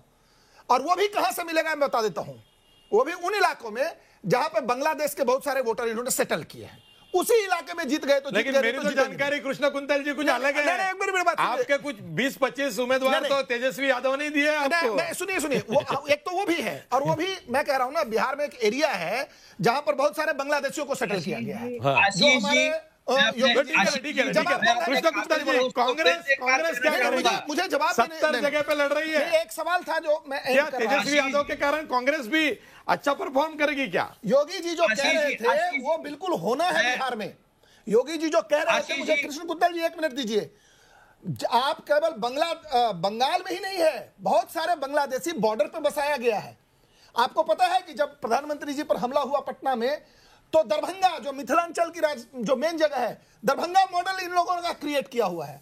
लालू यादव जी के टाइम में AK-47 पहली बार बिहार में आया। आपके मुंबई में तो लेट आया है सर, पहली बार तो शहाबुद्दीन AK-47 लेकर के चंद्रशेखर को मारा। ये लोग AK-47 लाने वाले लोगों का समर्थन कर रहे हैं। ठीक है, बिहार बदला है या अभी भी पुराने मूड में है? बिहार अगर बदला होगा ये 8 सालों में या 10 सालों में नीतीश कुमार जी के, तो ये मेमोरीज तो पीछे छूट जाती है। अभी तो बिहार डेवलपमेंट की बात कर रहा है। कृष्ण कुंतल जी, अभी क्या माहौल है? आशीष जी, मैं अपने दोस्त को फिर से एक बात याद दिला देना चाहता हूं कि अब तो आसमां से आ जाओ यार, हमें जमीन के स्टाइल पे बात करनी है। मजाक करने के लिए नहीं आए, शो पे बात करिए ना अपनी। मैंने तो अपनी बात कह दी, 3 दिन बचा है। आशीष, मैं बड़ा स्पष्ट बात कह रहा हूं। हाँ, 15 साल, उसके पीछे 15 साल, उसके पीछे 15 साल। अरे साहब, आप पिछले 15 साल से सत्ता पे काबिज हो। माननीय किस विधायक पर मर्डर का केस चला बताइए? ठीक है ना, ठीक है ना। किस विधायक मैं ये बात कह रहा हूँ, उन्हें कहनी चाहिए अपनी बात, उनको उनकी बात रखने दीजिए। मैं आपके पास आता हूँ। हाँ, कृष्ण कुंतल जी कंटिन्यू। बिहार के चुनावों में चीन का मुद्दा उठाना, बिहार के चुनावों में फिर से राम मंदिर का मुद्दा उठाएंगे। बिहार के चुनावों में कृपया करके बिहार के चुनावों में अपने किए हुए 15 साल के कार्यों की विवरण करें ना, अपने 15 साल में किए गए कामों को बताएं ना। बिहार के चुनाव में, इस बार बिहार के चुनाव शुद्ध रूप से जनता के मुद्दों पे लड़े जा रहे हैं। रोजगार बहुत बड़ा मसला है। और जहां तक बात करते हैं कानून व्यवस्था की, चुनाव के बीच चुनाव में मुंगेर में जो हुआ वो किसी से छुपा हुआ नहीं है। और मैं बता देना चाहता हूं, बिहार की कानून व्यवस्था अगर आप राष्ट्रीय पुलिस ने फायरिंग की है, लोग अरेस्ट हो जाएंगे। पावदान पे है, नीचे के पावदान पे है बिहार की कानून व्यवस्था। ठीक है, उनको उनकी बात तो रखने दीजिए। डर की खेती करना बंद करें जनाब, डर की खेती करना बंद करें। अब जनता जमीनी मुद्दों पे बात कर रही है, और यही ये कारण है कि माननीय प्रधानमंत्री, जो कि इस देश के माननीय प्रधानमंत्री हैं, माननीय मुख्यमंत्री जो 15 साल से मुख्यमंत्री हैं, उन्हें देखने तक जनता नहीं आ रही है, जबकि बहुत विशाल उड़न खटोलों पे उड़ रहे हैं। ये बात लोग कह देते हैं कि साहब हेलीकॉप्टर को देखने जनता आ रही है, तो भाई हमसे तो बड़े ज्यादा हेलीकॉप्टर पे आप उड़ रहे हैं, क्यों नहीं जनता आपको देखने आ रही है? जनता सब समझ चुकी है। अब आप मूर्ख बनाना छोड़ दें।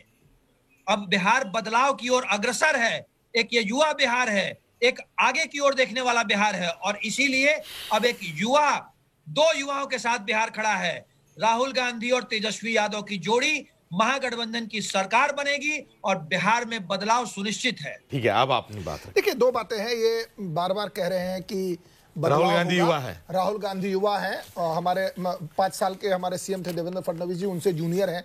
योगी जी उनसे और भी जूनियर है। खैर छोड़िए, उस समय में नहीं पड़ता, इनके युवा है, इनके युवा 70 साल में युवा रहे।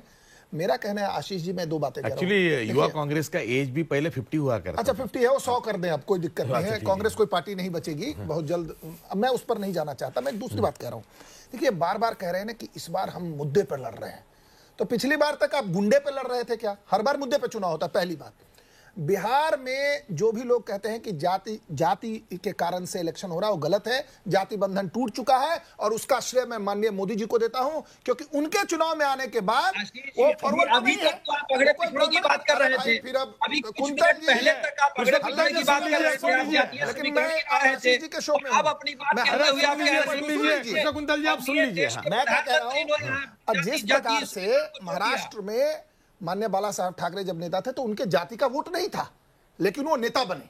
इसी प्रकार से माननीय मोदी जी जब बने प्रधानमंत्री तो बिहार में जाति बंधन टूट गया। ठीक है, मुझे ये फैक्टर बहुत अच्छा लगता है कि अभी वो समय है क्या। एक लाइन बोल रहा हूं खाली सर, लोकसभा भूल जाइए, अभी मोदी जी अपने बलबूते पे वोट ले सकते हैं। बिल्कुल। और मैं आपको एक बात बताऊं कि बिहार की जनता को ये याद है कि किस प्रकार मिनिस्टर ब्रिज बिहारी प्रसाद की हत्या हुई। लालू यादव की सरकार थी, सरकार सीपीएम के लीडर थे। 48 घंटे के भीतर जब इनकी सरकार हुआ करती थी तो 2 लेजिस्लेटर की गोली मारकर हत्या कर दी गई, मुजफ्फरपुर से लेकर के। और जिनको अजीत सरकार को मारा कम्युनिस्ट वाले, ये मारने वाले और मरने वाले आज दोनों हाथ मिला लिए मोदी जी के आइडियोलॉजिकल। रामराजे मला एक प्रश्न विचारायचा आहे। रामराजे शिंदे आहेत आपले प्रतिनिधी। रामराजे, मला एक प्रश्न हाही विचारायचा की बिहारमध्ये माइंडसेट काय, म्हणजे जंगलराजचा प्रश्न निघतो तेव्हा यादवांची पुन्हा डॉमिनन्सी येईल असं काहींना वाटतंय का? त्यानंतर नितीश कुमार जर का गेले तर त्यांना पर्याय म्हणून तेजस्वी यादव यांना ते स्वीकारू शकतात का? नितीश कुमार यांनी जे काम केलेलं आहे त्यांच्या विरोधात आता साहजिकच 10 वर्ष होत आहेत म्हणून अँटी इन्कम्बन्सी असेल तर ती शेवटच्या टप्प्यापर्यंत टिकली का? आणि सर्वात महत्वाचं म्हणजे नरेंद्र मोदी हे ट्रम्प कार्ड राहिलेले आहेत भाजपसाठी किंवा एनडीए अलायन्ससाठी। त्यांच्या जितक्या सभा झाल्या त्यातनं वातावरण फिरू शकतं अशी परिस्थिती निर्माण झाली का? 5वा प्रश्न म्हणजे राष्ट्रीय मुद्द्यांवरती निवडणूक बिहारमध्ये जर का लढवली गेली असेल एनडीए म्हणून भाजपकडनं तर ते मुद्दे बिहारच्या निवडणुकीत टिकतील का?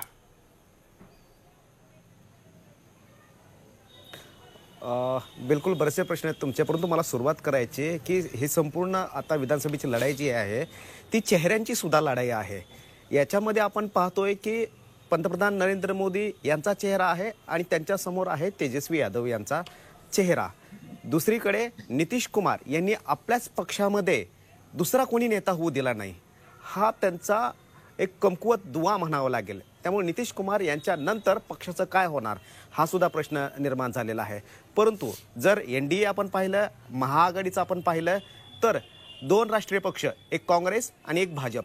काँग्रेसला कोणाचा आधार घ्यावा लागतोय तर प्रादेशिक पक्षाचा, तेजस्वीचा। आणि इकडे एनडीए मध्ये जेडीयू प्रादेशिक पक्षाला कोणाचा आधार घ्यावा लागतोय तर पंतप्रधान नरेंद्र मोदीचा। म्हणजेच की मोदी फॅक्टर हे अजून सुद्धा इथे बिहारमध्ये चालताना आपल्याला दिसून येते। सुरुवातीच्या वेळेस ज्या वेळेस नितीश कुमार यांच्या कार्यालयाच्या बाहेर म्हणा किंवा इतर ठिकाणी सुद्धा पोस्टर्स जे आले होते त्यामध्ये पंतप्रधान नरेंद्र मोदी कुठेच दिसले नव्हते। परंतु पहिला टप्पा झाल्यानंतर आणि जसं कळालं त्यांना की ही अँटी इन्कम्बन्सी आता प्रचंड वाढत आहे, त्यानंतर मात्र पंतप्रधान नरेंद्र मोदी यांचा आधार घ्यावा लागलेला आहे। आणि तो का आधार घ्यावा लागलेला आहे कारण अनेक मुद्दे आहेत। पहिला मुद्दा म्हणजेच की लॉकडाऊनमध्ये जे पंतप्रधान नरेंद्र मोदी यांनी अन्नधान्य घराघरामध्ये पोहोचवलं, विशेष करून महिलांना जी मदत केली त्याचा परिणाम झालेला आहे महिला वर्गामध्ये आणि इतर गरीब जो वर्ग आहे। आता जरी आपण जरी विचारलं गरीब वर्ग कोणाच्या बाजूने आहे तर पंतप्रधान नरेंद्र मोदीचा। म्हणजेच की मोदींचं ट्रम्प कार्ड अजूनही चालतंय आणि याची लिटमस टेस्ट पण यावेळेस करणार आहे आशिष सर, कारण या विधानसभेसोबत एक लोकसभा सीटची सुद्धा निवडणूक आता आहे, ती म्हणजेच की वाल्मिकी नगरची। त्या मतदारसंघामध्ये सुद्धा गेलोय, एकमेव बिहारमध्ये ही निवडणूक आहे कारण तिथे निधन झालेलं आहे उमेदवाराचं, त्यामुळे लोकसभेची सुद्धा ही लिटमस टेस्ट असणार आहे। त्यामुळे मोदींचा सुद्धा जो करिश्मा आहे तो चालेल का यावेळेस ते सुद्धा पाहावं लागणार आहे। परंतु मोदींची सुप्त लाट का होईना मला या संपूर्ण निवडणुकीमध्ये दिसते। त्याचं कारण हेच आहे, भाजपकडे पण कोणता मोठा नेता नाहीये, भाजपकडे बिहारमध्ये कोणताच दुसरा मोठा प्रदेशाध्यक्ष म्हणून जयस्वाल यांना पुढे करण्यात आलेला आहे। राधामोहन सिंह हे होते परंतु ते केंद्रात आहेत, ते मंत्रिपदावरून निघाले, ते चंपारण पुरतं मर्यादित राहिलेलं आहे। त्यामुळे भाजपकडे सुद्धा कोणता चेहरा नाहीये। दुसरीकडे नितीश कुमार जर डॅमेज झाले तर मग जेडीयूकडे सुद्धा दुसरा कोणता चेहरा राहत नाही। अशा वेळी पंतप्रधान नरेंद्र मोदी यांनी एक हाती किल्ला लढवलेला आहे। तर दुसरीकडे तेजस्वी यादव, कारण काँग्रेसचं इथे काहीच नाहीये, त्याच्यामुळे जर काँग्रेसच्या जेवढ्या जागा असतील त्यासाठी काँग्रेसनं धन्यवाद करायला पाहिजे तेजस्वी यादव यांना, कारण तेजस्वी यादव यांनी पहिल्यापासून रणांगणामध्ये चांगली बाजू लावून धरली आणि हे पूर्ण देशासाठी एक आदर्श असं उदाहरण असेल तेजस्वी यादव यांचं। कशा प्रकारे नियोजन करावं, कशा प्रकारे सभा घ्यावा, 5 मिनिट फक्त 5 ते 7 मिनिट सभेमध्ये ते बोलायचे।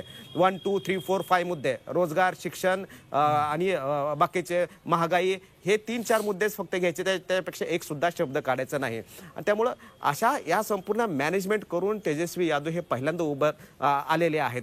परंतु जी पोकळी निर्माण झालेली ती नेतृत्वाची पोकळी निर्माण झालेली. म्हणून मी सुरुवातीपासून काय म्हणलं की तरुण वर्ग हा का पाठीमाग जातो तेजस्वीच्या, कारण दुसरा तरुण कोण आहे? चिराग पासवान हा आपल्या समाजापुरता मर्यादित आहे, परंतु चिराग पासवानची सुद्धा आयडेंटिटी रामविलास पासवान सारखी नाही, कारण ते तळागाळापर्यंत पोहोचलेलं नाहीये. दुसरा मुद्दा अँटी इन्कम्बन्सीचा. विकासाची किती कामं झाली? मी पूर्ण बिहार फिरलोय, परंतु 4 पदरी रस्ते सुद्धा मला कुठे दिसले नाहीयेत. नितीश कुमार यांनी 15 वर्षाच्या कालावधीमध्ये पहिल्या 5 वर्षामध्ये रस्ते केले, दुसऱ्या 5 वर्षामध्ये वीज केली, तिसऱ्या 5 वर्षामध्ये जलसिंचनावर भर दिला, परंतु इंडस्ट्री ही कुठेही नाहीये. इथे 30 नद्या आहेत बिहारमध्ये, 30 नद्या, आणि या 30 नद्याचं फूड प्रोसेसिंग युनिट कोणतं नाहीये. इथे ॲग्रिकल्चरच्या संदर्भामध्ये कोणती इंडस्ट्री नाहीये. इथून बाहेर मी आजच सकाळीच काही मतदारांशी चर्चा केली. मतदान करताना फर्स्ट वोटर होते ते पुण्यामध्ये काम करतात, ते मुंबईमध्ये काम करतात. त्यांचं म्हणणं हेच आहे की आम्हाला इथं का कंपन्या मिळत नाहीयेत. त्यामुळं हा एक मुद्दा आहे, एक तर की रोजगाराचा मुद्दा आहे, आणि दुसरं सगळ्यात महत्त्वाचं म्हणजेच की इथलं शिक्षण, इथले विद्यार्थी जे आहेत, जे कॉम्पिटिटिव्ह एक्झाम देतात, त्यांच्यासाठी बिहारमध्ये सुद्धा एवढं चांगलं वातावरण नाही. 2014 साली परीक्षा झाली, परंतु त्याचा निकाल आज तागायत आलेला नाही. म्हणून तरुण वर्ग जो आहे तो पूर्णपणे हा नितीश कुमार यांच्यावर नाराज दिसतोय. कामं त्यांनी केलेली आहेत, परंतु त्या कामासोबत पॅरलल आणखी जी कामं करण्याची गरज होती ती केलेली नाहीत. म्हणून ही नाराजी नितीश कुमारच्या विरोधामध्ये आपल्याला दिसते. परंतु पंतप्रधान नरेंद्र मोदी यांच्यामुळे त्यांची नौका जी आहे ते काही प्रमाणामध्ये पुढे जाईल असं आपल्याला दिसून येते. त्यामुळे याचा फायदा जो आहे तो तेजस्वी कसा करतायत, कारण तेजस्वी हे नवीन आहेत, नवीन नेतृत्व आहे, त्यामुळे विरोधक तेवढा सक्षम आहे का, हा सुद्धा मुद्दा आहे. ठीक आहे अभिजित, मला एक प्रश्न हा पडतो नेहमी की इलेक्शन मॅनेजमेंट हे अवलंबून असतं तुमची इलेक्शन स्ट्रॅटेजी शेवटपर्यंत तुम्ही कशी ठेवता, आणि इलेक्शन प्रत्येक टप्प्यावरती तुम्ही कसं पुढे नेता, त्यासाठी तुम्ही कशी व्यूहरचना रचता आणि रिसोर्सेस तुमचे कसे युटिलाइज करता. यामध्ये भाजप इतर पक्षांपेक्षा खूप पुढे दिसलेला आहे. यावेळेस ठीक आहे की तेजस्वी यादवच्या सभांना गर्दी, त्याच्या बातम्या झाल्या, एक वातावरण निर्मिती झाली, पण इलेक्शन मॅनेजमेंट जो प्रकार आहे तो सर्वांना जमतो असं नाही. म्हणजे काँग्रेस राष्ट्रीय पक्ष असून सुद्धा इलेक्शन मॅनेजमेंटमध्ये फेल गेलेली आहे. गेले 5 वर्ष हे आपण बघितलेलं आहे. महाराष्ट्रामध्ये अपवाद आहे, कारण शरद पवार फॅक्टर खरंच पुढे आला, आणि जसं राजीव पांडे मगाशी म्हणालेत की काँग्रेस आत गेली होती, पण राष्ट्रवादीचं तसं नव्हतं. आणि शरद पवारांचा जो फॅक्टर आहे ना, त्याचं ॲनालिसिस होणं फार गरजेचं आहे. त्याच्यावरती अनेक पुस्तकं सुद्धा येतील. आप जैसी बात कर रहे ना वैसा वो नहीं था. शरद पवार जी की वो जो सभा है, या शरद पवार जी का पूरे स्टेटमेंट्स उस दौरान जो रहे हैं, वो चैलेंजर करके आए, angry old man in the ring ऐसे करके वो आए, और दूसरी तरफ जो डिफेंडर थे उनका चैलेंज उन्होंने एक्सेप्ट किया था. तो एक बड़ा नैरेटिव सेट हुआ था. एक वैसी कोई परिस्थिति बिहार में नहीं है, यही तो वैसी परिस्थिती नाही आहे. बरं अभिजित, हा जो आहे इलेक्शन मॅनेजमेंट यामध्ये भाजप खूप पुढे आहे, आणि ते शेवटी निकालात दिसेल असं वाटतंय का? यावेळेसची जी निवडणूक आहे बिहारची, ती 2 पक्षांनी व्यवस्थित इलेक्शन मॅनेजमेंट करून केलेली आहे. पहिलं तर मी तेजस्वीचं अभिनंदन करेल की त्यांनी जे पोस्टर लावलं त्याच्यावर लालूजींचा फोटो नव्हता. लालूजींच्या जंगल राजची कुठली प्रतिमा लोकांपर्यंत जाईल आणि ती जाऊ नये यासाठी त्यांनी प्रयत्न केला. एवढंच नाही तर ते ज्या व्यासपीठावर असायचे त्यावर फक्त झेंडा असायचा, त्यांचा फोटो असायचा आणि उमेदवारांचा फोटो असायचा. हे तेजस्वीनी केलं. त्याचबरोबर दुसऱ्या बाजूला भाजपनी ज्या निवडणुकीचं मॅनेजमेंट केलं त्यामध्ये राज्यात 8 ते 10 मोठे नेते असताना त्यांनी फक्त मोदीजींच्या चेहऱ्यावर ही निवडणूक लढवली. त्यांना अजूनही 6 वर्ष झाले केंद्रात सत्ता येऊन, तरी मोदीजींचंच नाव वापरावं लागतं, कारण ते मतदारांपर्यंत पोहोचलेलं आहे. दुसरं राज्यामध्ये नित्यानंद राय, गिरिराज सिंह, त्याचबरोबर CP ठाकूर, शाहनवाज हुसेन, राजीव प्रताप रूडी, मंगल पांडे, संजय जयस्वाल अशी नेत्यांची फळी असताना कुठल्याही एका गटाला पुढं नाही केलं. आणि एवढंच नाही तर सुशील कुमार मोदी जे 14 वर्ष उपमुख्यमंत्री होते, त्यांना तर कुठं पोस्टर, बॅनर आणि निवडणुकीच्या मॅनेजमेंटमध्येच ठेवलेलं नाही. त्यामुळे त्यांनी नवीन पद्धतीची रणनीती आणली. भाजपची जी निवडणूक लढवण्याचं तंत्र आहे, नीती आहे, ती सगळ्यांपेक्षा वेगळीच आहे. हे मानावंच लागेल की बिहारमध्ये सुद्धा त्यांनी चांगलं केलंय, म्हणून त्यांच्या जागा या 54 वरून 70च्या जवळपास जाताना दिसतात. फक्त एवढंच आहे की जेडीयू किती खाली जाते यावर एनडीएचं सरकार येतं की नाही हे बघायचं आहे. जर जेडीयू 30-35 पर्यंत राहिली तर सरकार येईल. जेडीयू खाली गेली, 30च्याही खाली गेली, 25-20, तर मात्र निश्चितचपणे महागठबंधन येईल आणि तेजस्वीचं सरकार बनेल.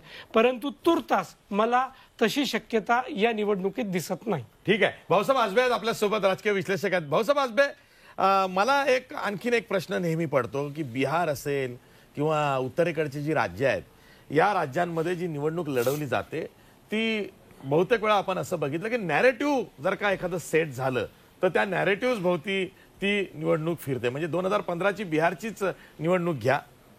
लालू प्रसाद यादव आणि नितीश कुमार हे एकत्र आले. का आले? तर बिहारसाठी आम्ही एकत्र आलो आहोत. आज आम्ही भाजपला नाही रोखलं तर मग बिहार आमच्या हातातून जाईल या भावनेनं ते आले. आणि मग त्यांनी सरसंघचालक मोहन भागवत यांचं स्टेटमेंट असेल, अमित शहांचं पाकिस्तानच्या बाबतीतलं स्टेटमेंट असेल, त्या भोवती नॅरेटिव्ह सेट केलं होतं लालू प्रसाद यादवांनी.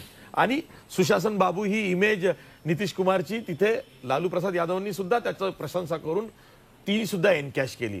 यावेळेस सगळं उलटं गणित आहे. जेडीयू नितीश कुमार हे भाजप बरोबर नरेंद्र मोदींबरोबर आहेत. त्यांचं कंबाईन जे आहे ते फर्म आहे, कारण सत्तेतलं कंबाईन आहे. आणि दुसरीकडे तेजस्वी यादव आहे जे स्वतःला त्यांनी नव्यानं रिइन्व्हेंट केलेलं आहे. त्यांच्यासोबत काँग्रेसनं सुद्धा जमिनी काम केलं असा दावा काँग्रेसही करते आहे. 70 जागा आपल्याला जास्त वाटत आहेत. काही ठिकाणी 20-25 उमेदवार हे आणखीन चांगले दिले असते तर निकाल वेगळे लागले असते असे म्हणणारे सुद्धा काँग्रेसचे नेते आहेत.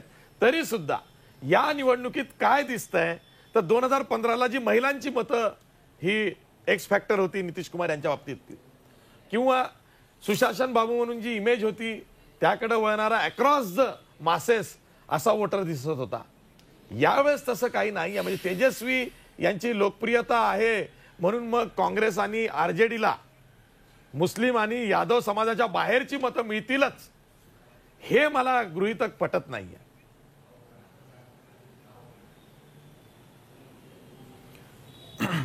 नाही, यावेळी म्हणजे दोन पद्धतीने या गोष्टीकडे पाहता येईल. एक मुद्दा असा आहे की यापूर्वीच्या ज्या सगळ्या निवडणुका होत्या त्याच्यामध्ये हे जे जातीय समीकरणाने आपण या सगळ्या ज्या गोष्टी म्हणतोय त्या महत्त्वाच्या ठरत होत्या.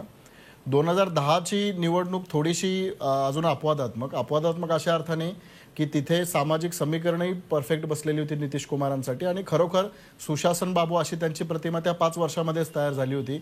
अगदी काही वर्ष जीडीपीच्या ग्रोथ रेटमध्ये सर्वाधिक जीडीपीचा रेट देणारं राज्य म्हणून पण बिहार पुढे आलेलं होतं. पण आताची जर आपण स्थिती पाहिली तर तशी ती दिसत नाहीये. कारण हा जो पूर्ण टर्म आपण जर पाहिली म्हणजे 2013 पासून नितीश कुमार यांचं जर आपण वर्तन पाहिलं तर ते शासन केंद्री कमी आणि ते आपलं राजकीय सर्वायवल जे आहे त्याच्यावरती जास्त केंद्रित दिसून येतं. आणि त्याच्यामुळे सुशासन बाबू असं ज्यांच्यासाठी एक नामाभिधान तयार झालेलं होतं तेच पलटूराम चाचा झाले याच सगळ्या प्रोसेसमध्ये हे आपण लक्षात घ्यायला हवं. आणि त्याच्यामुळे आतापर्यंतच्या ज्या निवडणुका होत्या 2005ची, 10ची, 15ची या निवडणुकांमध्ये एक नायक म्हणून पुढे आलेला जो चेहरा होता तो नितीश कुमार हेच होते. या निवडणुकीत मात्र त्यांना खलनायकत्व मिळालंय हे आपण लक्षात घेतलं पाहिजे. म्हणजे नायक तशा अर्थानं सगळी निवडणूक तेजस्वी केंद्री जरी होत नसली तरी ती खलनायक म्हणून नितीश कुमार केंद्री होती. हा त्यातला एक सगळ्यात महत्त्वाचा भाग आहे. आणि दुसरा भाग असा आहे की वेगळ्या अर्थानं म्हणजे 2010 पर्यंत बिजली, सडक, पाणी या सगळ्या ज्या गोष्टी आहेत त्या सुशासन बाबूंनी दिल्या होत्या. आता खरोखर लोकांशी बोलताना लोकच असं म्हणतात की बिजली, सडक, पाणी ठीक आहे, अभि रोजगार का क्या. म्हणजे ती जी डेव्हलपमेंट आणि याची जी आकांक्षा म्हणतात ती आकांक्षा या सगळ्या काळामध्ये वाढलेली आहे आणि ती बिहार काय पूर्ण करू शकत नाही. म्हणजे मुद्दा म्हणून तुम्हाला एक अशी जी आकडेवारी सांगतो की भारतामधलं ऑन एन ॲव्हरेज ज्याला आपण शहरीकरण म्हणतो ते 31% आहे. बिहारमध्ये ते सर्वात कमी म्हणजे 11% आहे. हे यासाठी मी सांगतोय कारण तिथे जे तरुण आहेत आणि तरुणांचं प्रमाण भारतामध्ये जसं जास्त आहे तसं ते बिहारमध्ये आहे. त्यांच्या आकांक्षा ज्या आहेत ते काय सुशासन बाबू पूर्ण करू शकलेले नाहीयेत आणि गेल्या 6 वर्षामध्ये ते केंद्र सरकारही करू शकलेलं नाहीये. पण हेही खरं आहे की मोदींची ती मोहिनी असल्यामुळे मोदींना दोष देण्यापेक्षा या सगळ्या ज्या काही गोष्टी आहेत म्हणजे मतदारांशी बोलताना मला हेही जाणवलं की कोरोनाच्या काळामध्ये ज्या काही हालअपेष्टा लोकांना सहन करावं लागल्या, जवळपास 15 लाख लोक जी आहेत ती कोरोनाच्या काळामध्ये, लॉकडाऊनच्या काळामध्ये बिहारमध्ये परतलेली होती. त्यांना ज्या हालअपेष्टांना सामोरे जावं लागलं त्यासाठी ते जबाबदार हे नितीश कुमार यांनाच धरतायत. आणि म्हणून मी असं म्हणेल की जसं तुम्ही म्हणालात की मागच्या वेळी मोहन भागवत यांनी जे विधान केलं त्या विधानाभोवती लालू प्रसादांनी सगळी जी निवडणूक आहे ती फिरवलेली होती. यावेळी आपल्याला असं निश्चित म्हणता येईल की तेजस्वी यादव यांनी युवक आणि रोजगार याला केंद्रस्थान म्हणून पूर्ण निवडणूक फिरवलेली आहे. त्याच्यामुळे अगदी त्यांच्या पहिल्या दिवसापासूनच्या जर आपण सभा आणि सगळ्या जर पाहिल्या तर ते रोजगाराचा मुद्दा मांडतायत आणि त्यातही त्यांनी असा एक चांगला डाव खेळलेला आहे जो त्यांचा यशस्वी ठरला आहे. त्यांनी असं सांगितलं की आम्ही 10 लाख रोजगार देऊ आणि हा रोजगार म्हणजे रोजगाराच्या संधी नाहीत तर सरकारमध्ये 10 लाख रोजगार देणार आहोत आणि पहिली जी माझी कॅबिनेट मीटिंग मधली सही असेल ती त्यासाठी असेल. आणि त्याच्यामुळे त्यामुळे असं आपल्याला निश्चित म्हणता येईल की हे केंद्रस्थान झालंय. आता ही आपली चर्चा चालू असतानाच इंडिया टुडेचं सर्वेचं जे आहे काय ती आकडेवारी माझ्या समोर आली. त्यांनी एज वाईज कसं वोटिंग झालेलं आहे याची आकडेवारी सांगितली आहे. आणि मुद्दाम तुम्हाला अशी जी सांगतो 18 ते 40 या वयोगटामध्ये महागठबंधनला जास्त मतदारांनी कौल दिलेला आहे. आणि 50च्या पुढे जे आहे ज्यांच्या जंगलराजच्या आठवणी अजून जाग्या आहेत तिथे मात्र एनडीए किंवा भाजप जेडीयू जे आहेत त्यांच्या बाजूने कौल दिलाय. बाकी 40-45% जास्त मतदार हे या युवा वयोगटातले जे आहेत ते तेजस्वीकडे गेलेले आपल्याला दिसून येतात.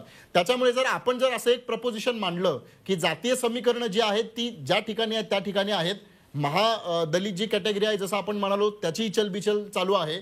आणि अजून एक महत्वाचा जो मुद्दा आहे जो या चर्चेत आवर्जून सांगितला पाहिजे की यावेळी जेडीयू आणि भाजप जे आहे ते सेम पेजवर नाहीत. त्यांच्या केडरमध्ये, त्यांच्या नेत्यांमध्ये, त्यांच्या समर्थकांमध्ये एकमेकांविषयी भयंकर अविश्वासाची भावना आहे. कारण एलजेपीची जी चाल खेळलेली आहे ती भाजपनंच खेळलेली आहे, ती शहानीती आहे हे समोर आलेलं आहे. आणि म्हणून हे जरी आपण गृहीत धरलं की भाजपला 2015 मध्ये 53 जागा मिळाल्या तर हे जरी आपण गृहीत धरलं की भाजपचा जो बेस टिकून राहील तरी जेडीयू जिथं कंटेस्ट करते तिथे मात्र जसं वंचित आघाडीनं काँग्रेस आणि राष्ट्रवादीच्या संदर्भात इथं भूमिका पार पाडली तशी एलजेपी ही नितीश कुमारांच्या बाबतीत पार पाडू शकते. म्हणून ही समीकरणं आणि हे जे नितीश कुमार म्हणजे जेडीयूला बसण्याची शक्यता ही तिथे मी पाटण्यात सुद्धा ऐकली. हो, ती खूप जास्त आहे. त्यामुळेच 71 वर असलेला जेडीयू आता 35 ते 30 पर्यंत गेलेला दिसतोय. आणि आता भाऊसाहेब जसं म्हणतायत तसं जर युवा मतदारांचं मतदान फक्त आणि फक्त आरजेडी आणि महागठबंधनला झालं असेल तर हे जे एक्झिट पोल दाखवतात तसे आकडे दिसतील. परंतु मला तसं दिसत नाहीये. त्याचं कारण की ही जी मल्टी कॉर्नर फाईट झाली आहे, जितके कोण वाढत जातात त्यावेळेला नुकसान होत जातं. मी फक्त प्रेक्षकांच्या सोयीसाठी सांगतो की विधान सभेचा एक मतदारसंघ हा 2.25 लाख ते 3 लाख मतदारांचा आहे. बरोबर. अशा वेळी 5,000 मतं, 3,000 मतं सुद्धा खूप एक्स फॅक्टर ठरतात. हो, आणि तिथं 60% मतदान जर आपण ग्राह्य धरलं तर 3 लाखाचे 60% 1,80,000 होते. त्यामध्ये मग पुन्हा तुम्हाला जर त्रिकोणीय, चतुष्कोणीय, पंचकोणीय लढाई जर झाली तर ते मतांचं प्रमाण बदलतं. यात पुन्हा अजून एक फॅक्टर असा आहे की काही ठिकाणी जिथं काँग्रेस लढते, जिथं डावे लढतात तिथं म्हणावे तसे उमेदवार नव्हते. हे मात्र निश्चित आहे की आरजेडीला त्याचा फायदा होईल, परंतु तो फायदा त्यांच्या घटक दलाला होईल असं मला वाटत नाही. आणि त्या जागा 98 आहेत. आणि दुसरं महत्वाची गोष्ट की या सगळ्या खेळामध्ये मोदी आणि भाजप यांनी जी रणनीती केली की त्यांनी 110 जागा लढवल्या, त्यातल्या 80 जागांमध्ये ते मजबूतीनं लढतात आणि त्या जागा त्या जिंकू शकतात. बाकी 10-20 ठिकाणी त्या काट्याची लढाई आहे, तिथं थोडाफार कमी जास्त होईल. त्यामुळं हा जो त्रिशंकू परिस्थिती दिसते ती जमिनीवर होती. आणि जर युवकांनी जर भरभरून मतदान दिलं तर मात्र आरजेडी आणि महागठबंधन जिंकेल. ठीक आहे, ठीक आहे. मी शेवटी पुन्हा एकदा प्रेक्षकांच्या सोयीसाठी हे सांगतो की जे एक्झिट पोल येत आहेत त्यातनं तेजस्वी यादव हे मुख्यमंत्री बनू शकतात असं दिसतंय. सत्तांतर होईल बिहारमध्ये असंही दिसतंय. पण पुन्हा एकदा इतकी काटेकी टक्कर आहे की त्रिशंकू अवस्था बिहारमध्ये येईल की काय. आणि जे छोटे मोठे पक्ष अपक्ष आहेत त्यांचा घोडा बाजार हा तेज होऊ शकतो. अजूनही काहींना असं वाटतंय जे बिहारमध्ये या निवडणुकीदरम्यान बरेच फिरले, त्यांनी इनपुट्स घेतले, त्यांना असं वाटतंय की जमिनी हकीकत काही वेगळी आहे. तेजस्वीची लाट असण्याची सुद्धा शक्यता तेव्हा वर्तवली जात होती पहिल्या टप्प्यामध्ये जेव्हा मी गेलो होतो. पण दुसऱ्या 2 टप्प्यामध्ये परिस्थिती बदलली अशीही चर्चा आहे. त्यामुळं 10 तारखेला जो निकालाचा दिवस आहे, जी सकाळी 8 वाजल्यापासून मतमोजणी सुरू होणार आहे, तेव्हा पहिल्या 3 तासात सगळं पिक्चर हे क्लिअर होणार आहे. आपल्याला 10 वाजेपर्यंत हे कळणार आहे की नेमकं पारडं कसं फिरतंय. आता सध्या एक्झिट पोल मधून जी परिस्थिती बाहेर येते कागदावरती ती अशी आहे की काटेकी टक्कर जरी असली तरी सुद्धा तेजस्वी यादव अर्थात महागठबंधन काँग्रेस आणि राजद यांची परिस्थिती बरी आहे. काही एक्झिट पोल हे 120 पर्यंत किंवा 115 120 हा ॲव्हरेज त्यांनी UPA साठी काढलेला दिसतोय. पण मागच्या वेळेस 2015 मध्ये एक्झिट पोल हे साफ चुकले होते. तेव्हा लालू प्रसाद यादव आणि नितीश कुमार हे विजयी ठरले होते. नंतर वर्ष दीड वर्षातच नितीश कुमार हे वेगळे झाले. त्यांनी भाजपशी घरोबा केला आणि तिथे आज नितीश कुमार यांचं भाजप बरोबरचं सरकार होतं.